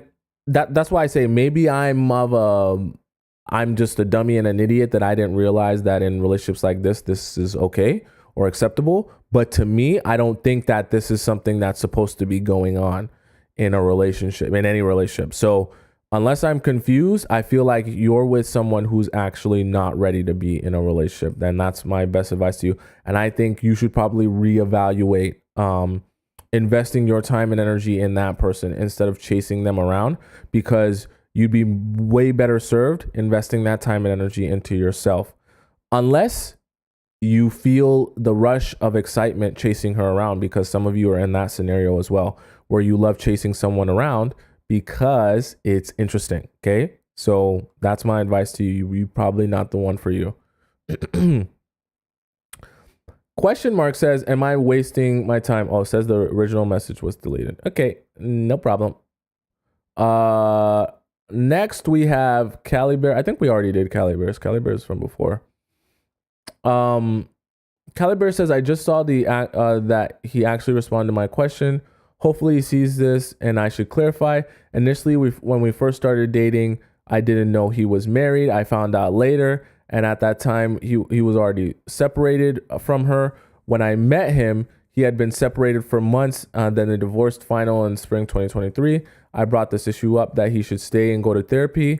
By the way, if you guys are ever wondering, if you're wondering what her situation was, sorry, I didn't make it big. This is her situation. We already read it before, so you can screenshot it and reread it if you missed it or you want to get an update. I already know what happened, so I'm just reading this from this. When I first met him, he'd been separated. He said maybe he should go to therapy and he's not ready to be in a relationship, but he refused and said he didn't want to lose me, and that's fine. I didn't chase him. He pursued me heavily and I gave in thinking it's going to be okay. He claims it's fine. I did try to take time to get him to process the divorce, but he refused and he said that's fine. Yeah, I know that you're saying that there was some period in between, but I think especially a marriage, like months is not enough. Like that's got to be, especially, no, months is not enough. A couple months is not enough. And despite them being separated, and I agree with you, he should have taken time to process it. Of course, he's a grown man, so if he felt that he was ready, he felt that he was ready. But I think that you did yourself a disservice, even investing in someone who clearly wasn't ready, even though they thought they were ready, because I just don't think it's possible as a human being to go from a whole marriage to go right into the next thing and possibly be able to actually take in the relationship that you're really currently having. So I still think that even though you waited a few months, that was a mistake. He needed at least a year. It's a divorce. Like, we're not talking about he broke up with his girlfriend. It's a divorce. So let alone, him having kids or whatever, they're connected. So that's not something that can just be over and done with in a few months and then move on to the next thing. Okay. Next we have, this was deleted. Okay, never mind. If you delete it, guys, I can't answer your question. Okay. Julia says, hey, being single. Julia says, hey, I've been single for 5 years now, had a friends with benefits, and met a few guys. It feels like I only meet men who have serious intentions. I struggle a lot with this topic. I am happy as a single woman. I'm assuming you meant. I do a lot of things by my own. I practice self-love, but after 5 years, it's enough. Guys are approaching me. I get a lot of compliments. Well, you bad. But there is no one who makes it obvious that he wants to get to know me. I struggle to flirt with guys I find attractive or giving them hints. I'm confident in myself, but it starts to hurt my self-esteem. I would appreciate some help/tips. Okay, Julia. Well, I don't think you have a problem attracting guys. Like you said, guys approach you, so there's nothing wrong with that.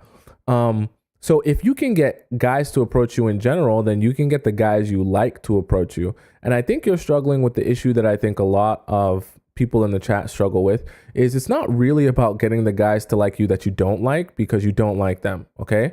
And so the way you act is actually congruent to making it easier for them to like you. It's about getting the guys to like you that you do like.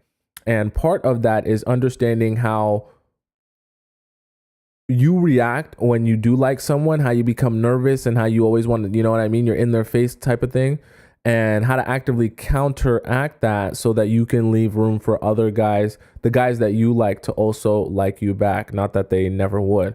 But as it relates to flirting, and getting guys to be more interested in you, just always remember the concept that people want what they can't have or easily access.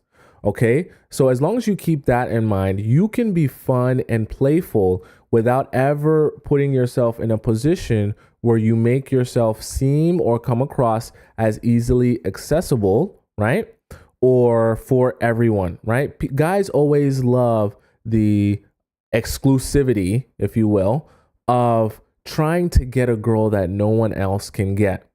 So you can be mysterious and interesting and intriguing and desirable without doing a whole lot. Doesn't mean you have to do the most, right?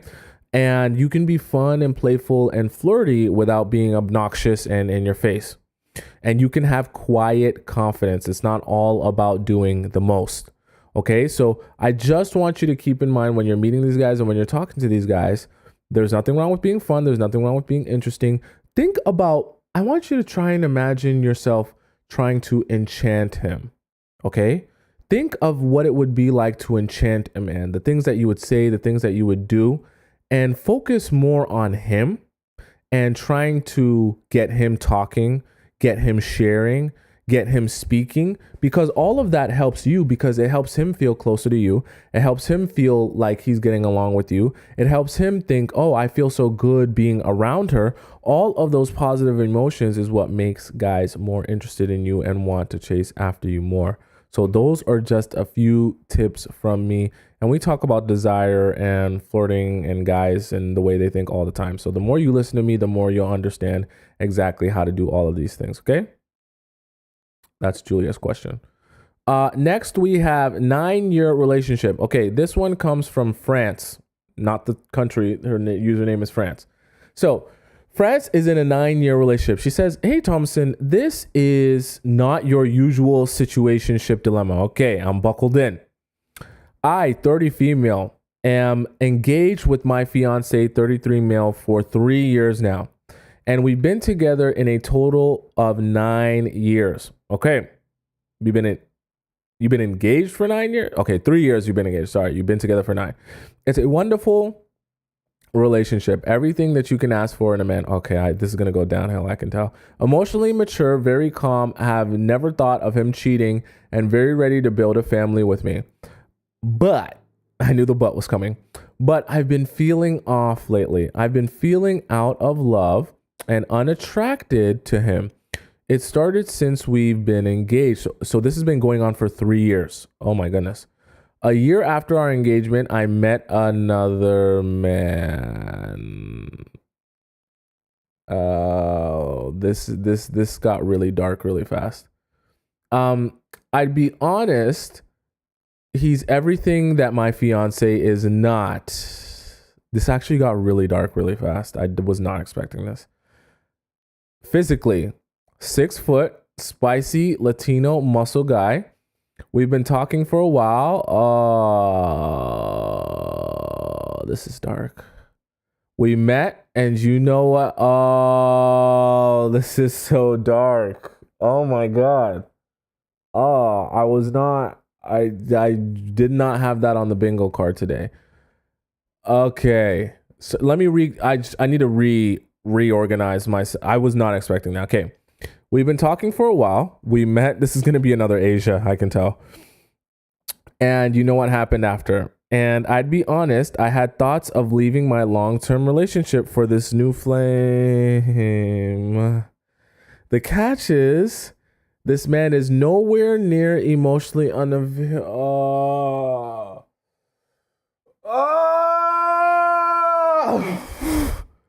Why? Why would you?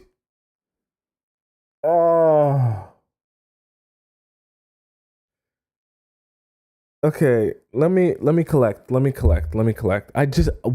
would you do that?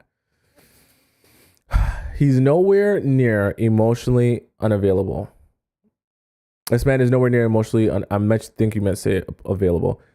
Is a player and has also told me that he isn't for a long-term relationship.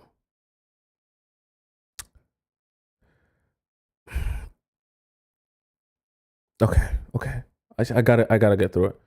I know you'd say I'm dumb, you think, for even thinking to leave my healthy relationship for some dusty. So you can admit that he's a dusty. Okay, whatever. But I can't help be limerent with this guy too. He's been on my mind constantly. I am obsessed and fantasize every time being with him. How do I detach from this guy? Oh my God. I've tried to break up with my fiance for this. Oh my God. But he doesn't want to. Oh my God. This is insane. He forgave me and what? Oh. What? So you told him he forgave me and doesn't want to let go of me and wanted to fix everything. But I feel like we have to be apart for a while for me to get into the right headspace before we patch things up. Wow. I got some words about this. We're going to have a conversation about this. I honestly want to fix it too, given the years we've been together. Oh, now you want to fix it. I don't want to waste it. Oh, now you don't want to waste it. Is it there to fix while being in a relationship? I honestly don't know if I'm still in love with my fiance or if it's just feelings of regret for wasting a whole decade of a stable relationship. Please talk me out of this mess so I have something to listen to when my limerence kicks in. I also want to add, I am already terrible and remorseful for what I did and take accountability for what I did, and I want to make things right. Okay, France. Okay, we're going to have a real conversation here. We're not going to BS around the bush here. What you did was wrong. Okay, that's not a shocker to anyone. Now,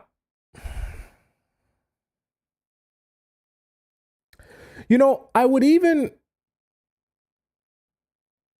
say if you found this man and maybe you've started feeling things that you never felt before and you were just questioning whether or not you were really into your fiance because of what you were feeling for this new guy, that I can at least understand because you can't really control the emotions, okay? This is actually great of what we were just discussing today. Being emotionally overwhelmed that you make decisions that are irrational.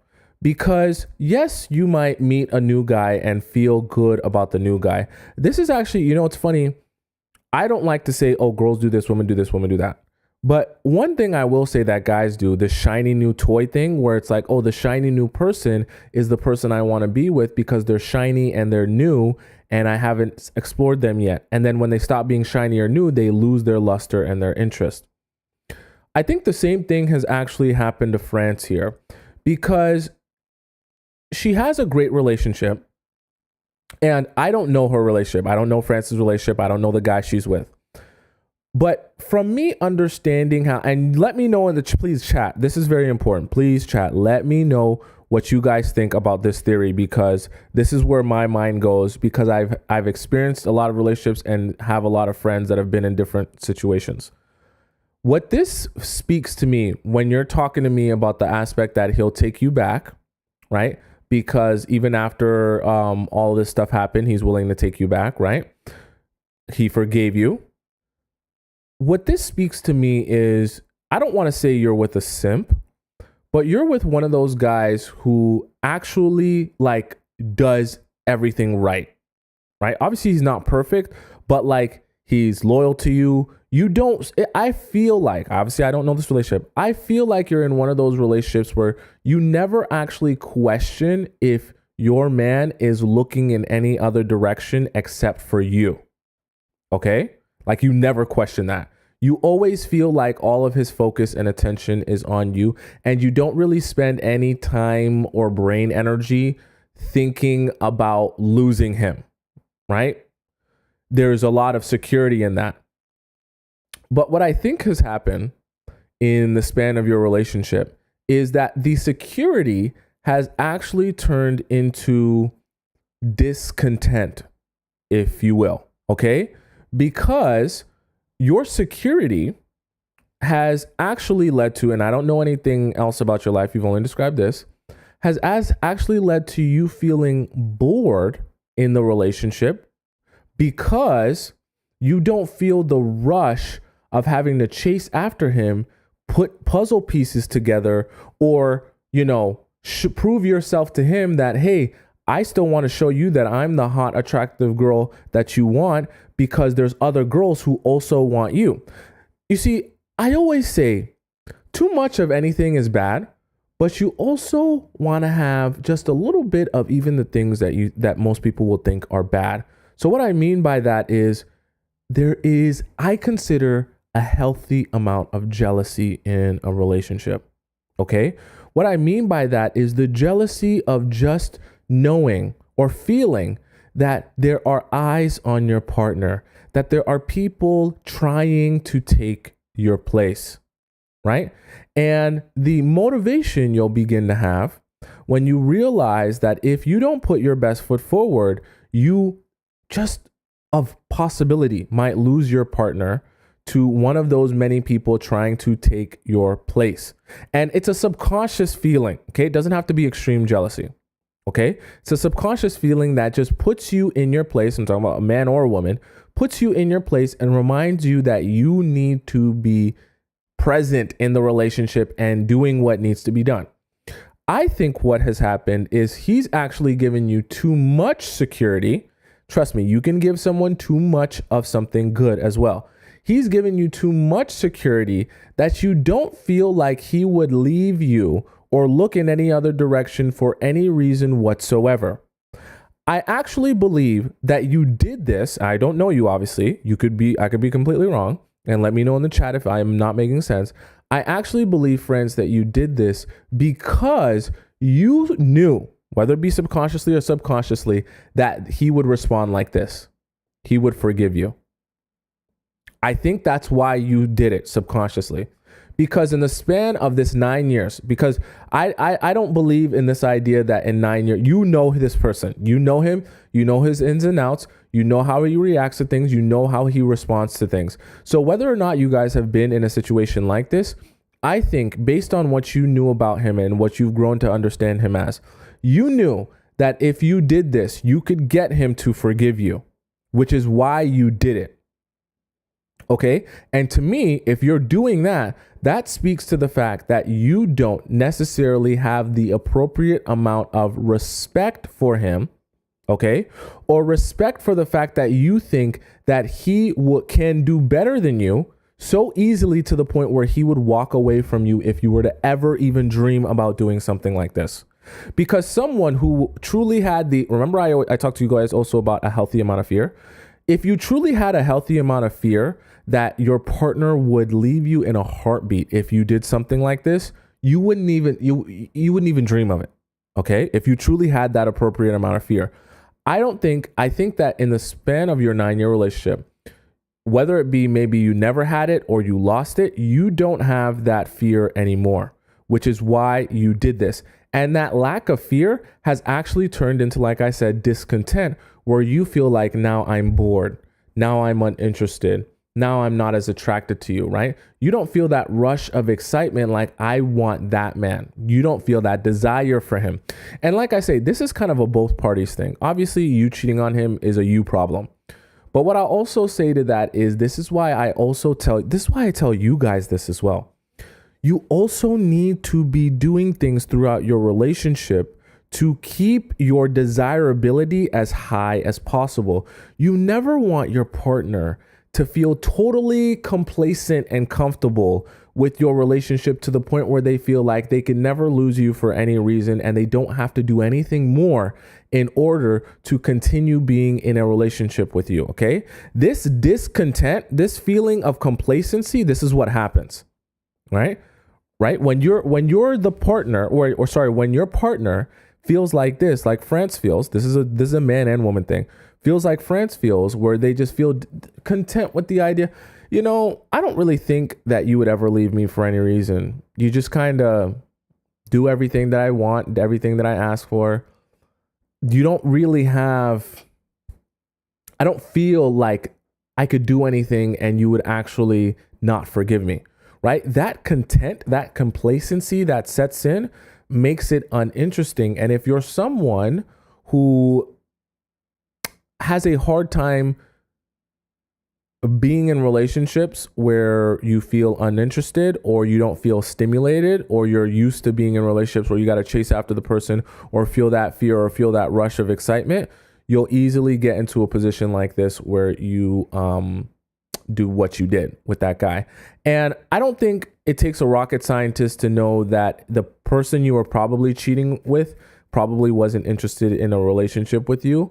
Most of the time they're not. I mean, if I was a guy and I was cheating with the girl, I'm definitely not going to try to make that girl my girlfriend. It doesn't make any sense. If you'll cheat with me, you'll cheat with anyone. So if you'll cheat with me, you'll cheat on me. So that doesn't make any sense to me. Now, as it relates to you, like you said, you know everything that you did wrong, and we don't have to discuss that too much. But I wanted to explain to you the why. And in your scenario, I think you have a decision to make, because I think that in this scenario, if you want to be with him, you can have him. I don't think that he has the balls or the backbone or the spine to stand up for himself and actually walk away from the relationship. So the only way that he would actually be able to get what he deserves, because I don't think he deserves to get cheated on, is to walk away from the relationship. But I don't think he has the balls to do that, truthfully, just to be honest with you. So if you care about him, you'll walk away from the relationship. If you're unsure still about how you feel or why you feel that way, or you feel like you still feel that way towards him in terms of not being able to, if your eyes are wandering still and your mind is wandering, if you're fantasizing about other men or being with other men, don't waste his time and continue the relationship. That's my honest advice to you. Like, if you truly feel like if you're fantasizing about other men, being with other men, don't waste his time. Just don't, if you're not going to do it for yourself, just do it for the fact that he's been good to you, and don't continue stringing him along knowing that you're fantasizing about other guys. You know what I mean? Because he's not going to have the balls to stand up for himself, truthfully. Okay? I hate to say it, but like, he's just one of those guys, and he's not going to be able to help himself. So if you care about him and you're fantasizing about other guys, just walk away from the relationship, because this will never get better. Okay? Like, until you solve whatever issue it is, maybe you're not attracted to him, maybe he gained a whole bunch of weight, maybe he's not as, doesn't do the type of fantasies you want, maybe he's not as dirty or nasty as you want, whatever it may be that was turning you on about this other Latino guy. If he's not able to do that for you, and that deep down in your heart, don't waste his time. You know what I mean? Like, do him that one solid. You cheated on him, you did all that other stuff, do him the one solid of just walking away, so that he can eventually move on with his life and find a relationship with someone who's actually invested in him. Okay? Because that's not it. That's not it. Anitra says, why are they not married yet? I don't know. She didn't mention that, why they're not married. But they've been engaged for 3 years. So I'm glad for him that you guys didn't get married, because I'm almost positive, obviously I don't know you, France, but I'm almost positive that this isn't the first time you've fantasized about being with another man. It's probably just the first time you've acted on it, which means this is an ongoing problem, and it's not going to stop just because you got caught or you told him and he forgave you. Okay?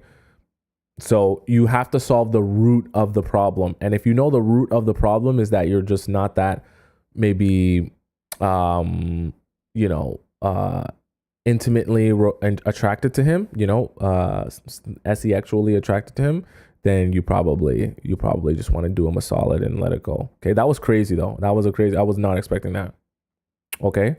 Please, if you guys have advice for her as well, please go and feel free to mention it in the forum as well. Okay. That was a crazy one. Okay. Text interpretation. All right. We have our first screenshot here. This is going to be interesting. So, S says, texting interpretation. I kind of came to my own conclusion, but I would still love feedback. Okay, everyone in the chat better give your feedback as well, so she can have as much feedback as possible. I went on a couple dates with this guy. Everything went so well. This is like we're in a huge group chat here now. On the second date, he brought flowers. We went to a 12-course tasting dinner, and it was lovely. Right after that, things were good, and he immediately scheduled a third date. Okay, things are going well. Shortly after the third date, was planned. He texted this. See screenshot. My interpretation of it is that he was respectful and direct about it. He communicated in a way that keeps the door open down the line. My girlfriend said I should block him because he chooses someone over me, and I should not go out with him again if he tries to spin the block if I'm still single. However, I don't see it that way. I see it as he already invested a lot of time in another relationship, so he chooses to get ROI on it. After all, we had only been on 2 dates. I will continue dating, and if he reaches out back out down the line, I'd be open to going out again, but he would be starting over from day one with me. Am I being naive? Okay, let's read the screenshot, guys. We're in a group chat here. Okay, so it says here, he's saying, hey, hope your Monday was great. I like to be open with you. I really enjoyed our dates. I thought we had interesting conversations, and you have such a great sense of humor. You have a naturally warm energy and are obviously very pretty. There's one person that I've been on more dates with, and it's further along.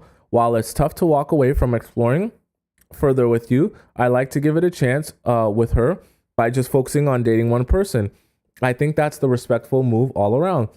I'm glad our paths crossed, and sincerely hope they do again. Wishing you the best. Understand. And then you said understandable, shows a lot about your character. I hope the path you choose is the correct one for you. Luckily for her, you didn't even get to know me yet. Best wishes. Okay. This is quite interesting. You know, I'll be real with you. I actually think that this is not a bad situation. I actually think you stumbled across a guy who is emotionally mature enough to understand that he's not going to be able to properly be invested in a relationship if he's trying to get to know 2 women at once. Now, when you're first starting dating people, obviously going on one single date with someone is not necessarily a bad thing. So, you know, he went on dates with both of you, and as one kind of stood out, he wanted to make sure that he gave it the proper attention. And I think he was very communicative with you. You went on the second date, and when he knew what direction he was leaning in, he made it clear to you. He made it obvious of what he was feeling and why he was feeling that way. I think he communicated exactly what he felt. I think that your friend, I think your friend was probably just looking out for your best interest and didn't want to see you be like a second option, which I get that. But I don't think that he meant it with malicious intent, as if, you know, you're a bad person or you're not as pretty or you're not as desirable as the other girl. I think he simply, like he said, it was farther along. So that could mean they went on more dates. That could mean their connection is a little bit stronger. Maybe they just spent more time together. Maybe they already had a previous friendship before that. You never know, right? So I think this is actually really good communication and really healthy communication, right? Not everything is going to work out perfectly. And the great part about this is if he's communicating like that with you after the second date, you never know. It might not work out with the other girl. And that doesn't necessarily mean you're a second option. Some people just aren't compatible for multiple different reasons. So if he comes back around, you have someone who's really communicative and you don't have to worry about him telling you how he feels, because he's shown you that if he feels a particular way, even if he feels in a way that, you know, won't make you happy necessarily, he'll tell you that, and he's not going to be trying to spare your feelings. He's going to tell you how he really feels about the situation, which is good because you can work with that and deal with that. So I'd honestly say, like you said, continue to date whoever you want to date, like date other people. But if he reaches out again and he says, look, you know, it didn't work out with the girl, I would love to explore this relationship with you, I would honestly advise you not to take it as a slight that you're a second option and go out on the date if he were to reach out with you. You know what I mean? After ending it with the other girl, you know, because I don't think that any of what you just told me or what I saw here screams, you know, immature or he's trying to play you or anything like that. I think he's trying to be as mature as he possibly can about it. Me being a guy, me being a man, and transitioning from the period of, you know, not caring about relationships and just wanting to have fun to like actually seeking out a wife. This is like, he's definitely seeking out wife energy. So he's actually taking this process very seriously. And I can tell by the way he's talking, like he's almost like sending you a formal email, because he takes like, once a guy gets in the mindset of, okay, I'm ready to meet my wife now, like I have everything done of what I need to get done for myself. I know what I want. Now I'm trying to build a family. That becomes like a, like a very serious pursuit. And I feel like he's very serious about, because I know what it's like to feel like that. And this communicates to me like he's in the serious pursuit of that, which is why he's like, look, I can't be dating 2 girls at once. I'm not here to be messy. I actually need to find a wife, and I need to be evaluating that with as clear a mind frame as possible. So honestly, all of this to me is good. I don't see anything wrong with any of that. Let's see. We have Lena Leak. I think we did hers already. Yeah, that was one that we did already. So that was just an update on her. Someone responded to hers. We have Jay's we did as well. Yeah, Jay's we did as well. Gabrielle's, okay, this one's new. Okay, Gabrielle says, advice. Hi, Tomisin. I could really use your advice. I'm a 25-year-old female. I met a 33-year-old male criminal defense attorney on Hinge 2 years ago. Oh my goodness. Okay. He's probably loaded though. Criminal defense, he's loaded. I rejected him so hard initially because I thought he was a creep. Okay. And then he love bombed me, and also found out he coaches female football in the summertime. And one of my distant friends was on his team. For our date, he drove 2 hours from Toronto to Peterborough, where I go to uni, to take me out. Okay. After 3 months of talking, he slowly started to get distant and I started to chase him more. Oh, bad. Last summer, I moved back home and ran into him at an event, and we decided to be friends with benefits. Why would you decide that? That doesn't really benefit you. Because he was very busy building his law firm and didn't want a relationship, and we hooked up twice. I had to end it because he was very selfish and wouldn't even answer some questions. We would keep in touch from distance. I mean, it's friends with benefits. He was there for me when my grandfather passed away last November, and he would always wish me happy birthday every year. 3 months later, I reached out to him because I missed him. And you missed him, or you missed that stick? You missed that thing-a-ling. And we decided to be friends. Nah, you missed that thing-a-ling. You said we started to be friends with benefits again. You missed that thing-a-ling. He would message me all day and send me voice notes, but never had time to meet up. Yeah, because he just wanted that Squirtle. What's the confusion here? He always made excuses on why he couldn't meet up. We got into an argument. He said one of his mentors once told him, you'd rather spend 10 minutes you would spend with a woman by yourself and save yourself the mental and physical financial stress. I don't know what that means. I think you meant say you'd rather spend 10 minutes by yourself than with a woman. So I think that's what you meant to say. I called him out on being misogynistic, and he blocked me on WhatsApp and unfollowed me on IG and Snap. We later talked about it and got on good terms, but he never followed me back. That's embarrassing. I am his women's football next month, and he's one of the coaches. Huh.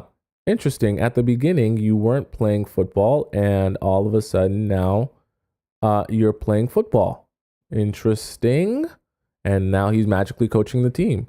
Let's see. I'm his women's football next month, and he's one of the coaches. How do I act and convey myself so he would chase me? Should I bring another guy to practice? What? To get him jealous? He's a very public figure and makes a lot of content. He's very cocky, and he's a lawyer, and he drives a fancy car. Owns a fancy condo in Toronto and is 6'3", but he's definitely overweight. I just want him chasing me and for me to have the upper hand and him asking me out on proper dates. Okay. Gabrielle, great question. I think that your energy is misguided here. Okay. This friends with benefits thing, cool, sounds cool in theory, but you have to realize that you're signing up for a contract in which you get used and he owes you nothing in return. Okay. So he gets all the benefit and you get nothing, and he doesn't owe you anything, because friends with benefits is literally signing a contract saying, we are not committed to each other. I don't owe you the courtesy of really even being anything romantic or consistent with you. I can pretend to be your friend as long as I want access to your Squirtle.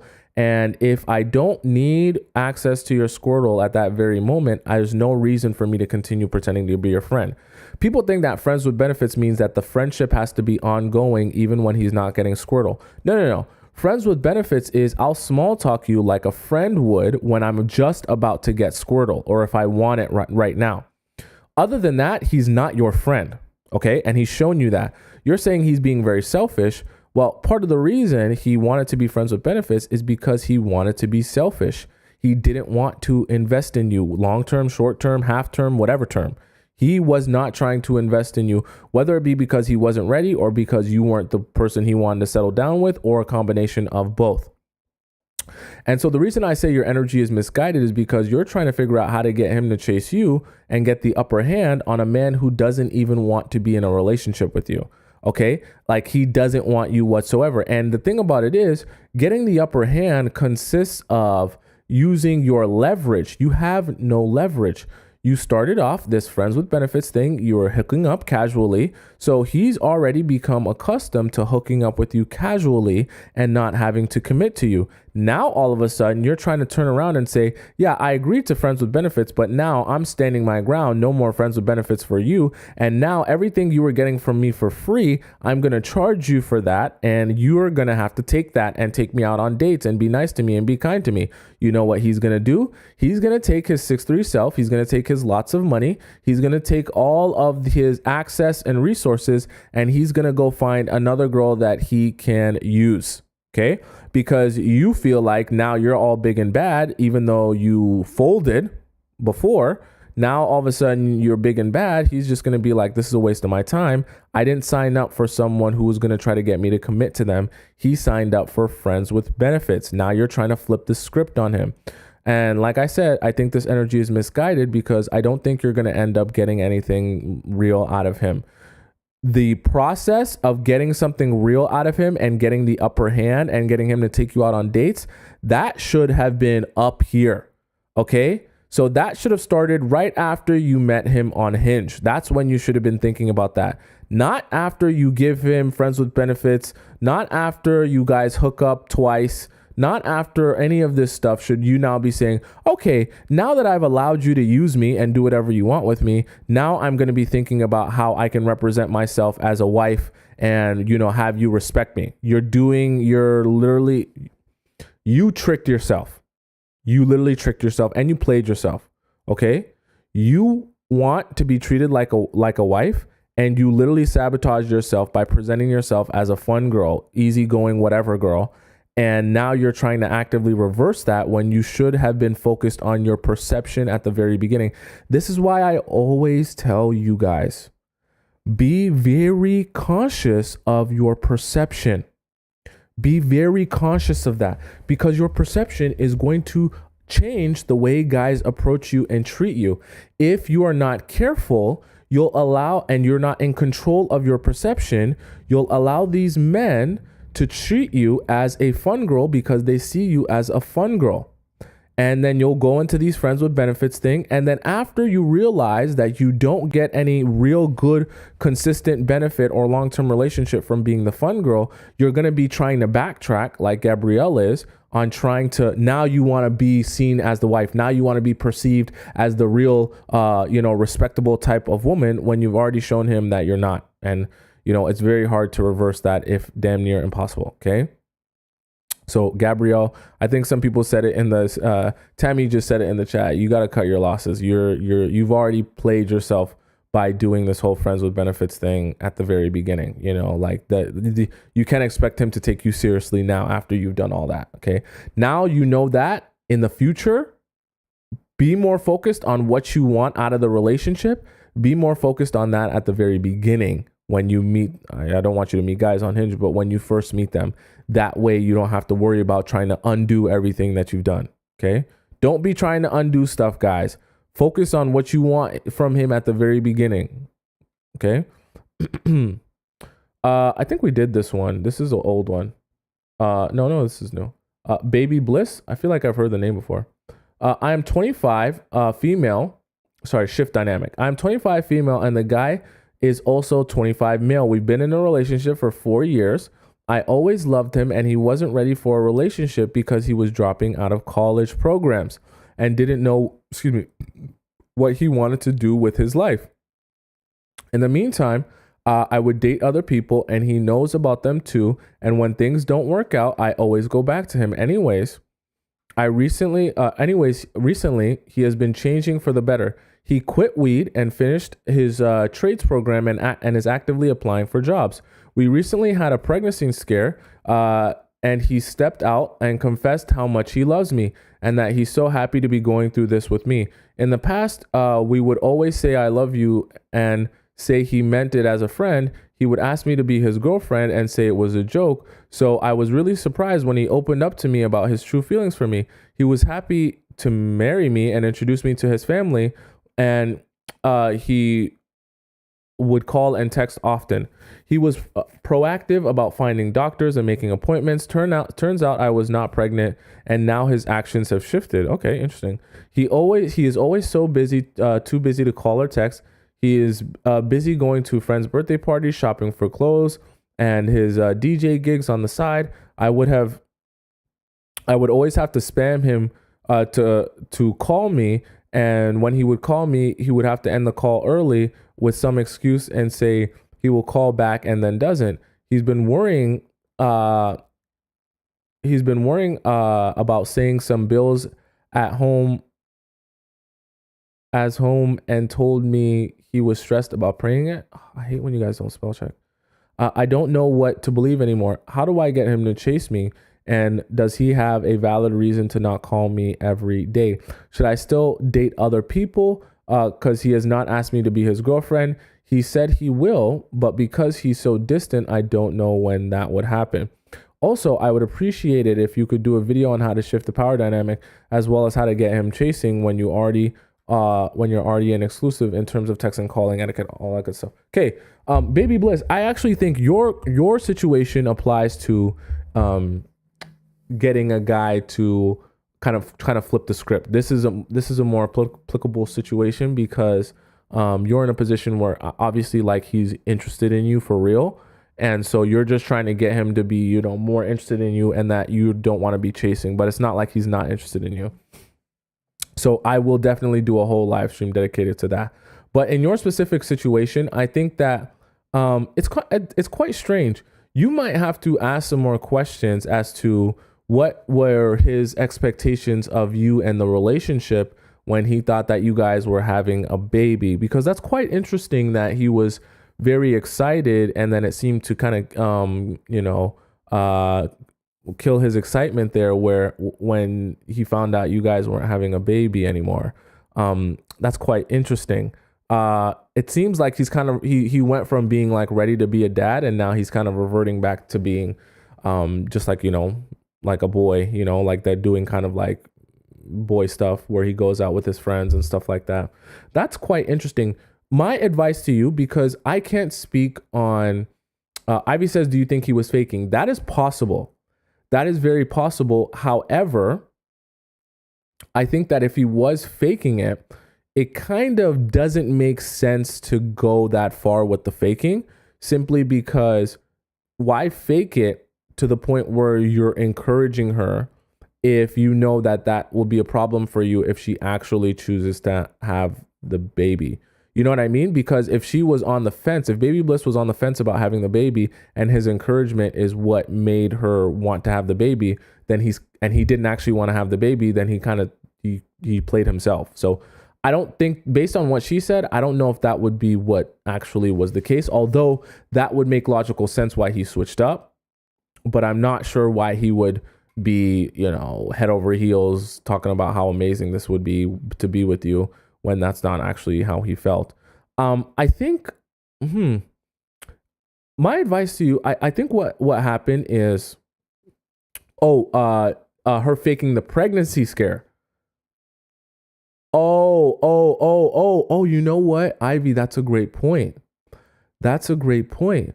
Maybe, I don't know. Maybe he was off put by the fact that he thought you were pregnant. Maybe.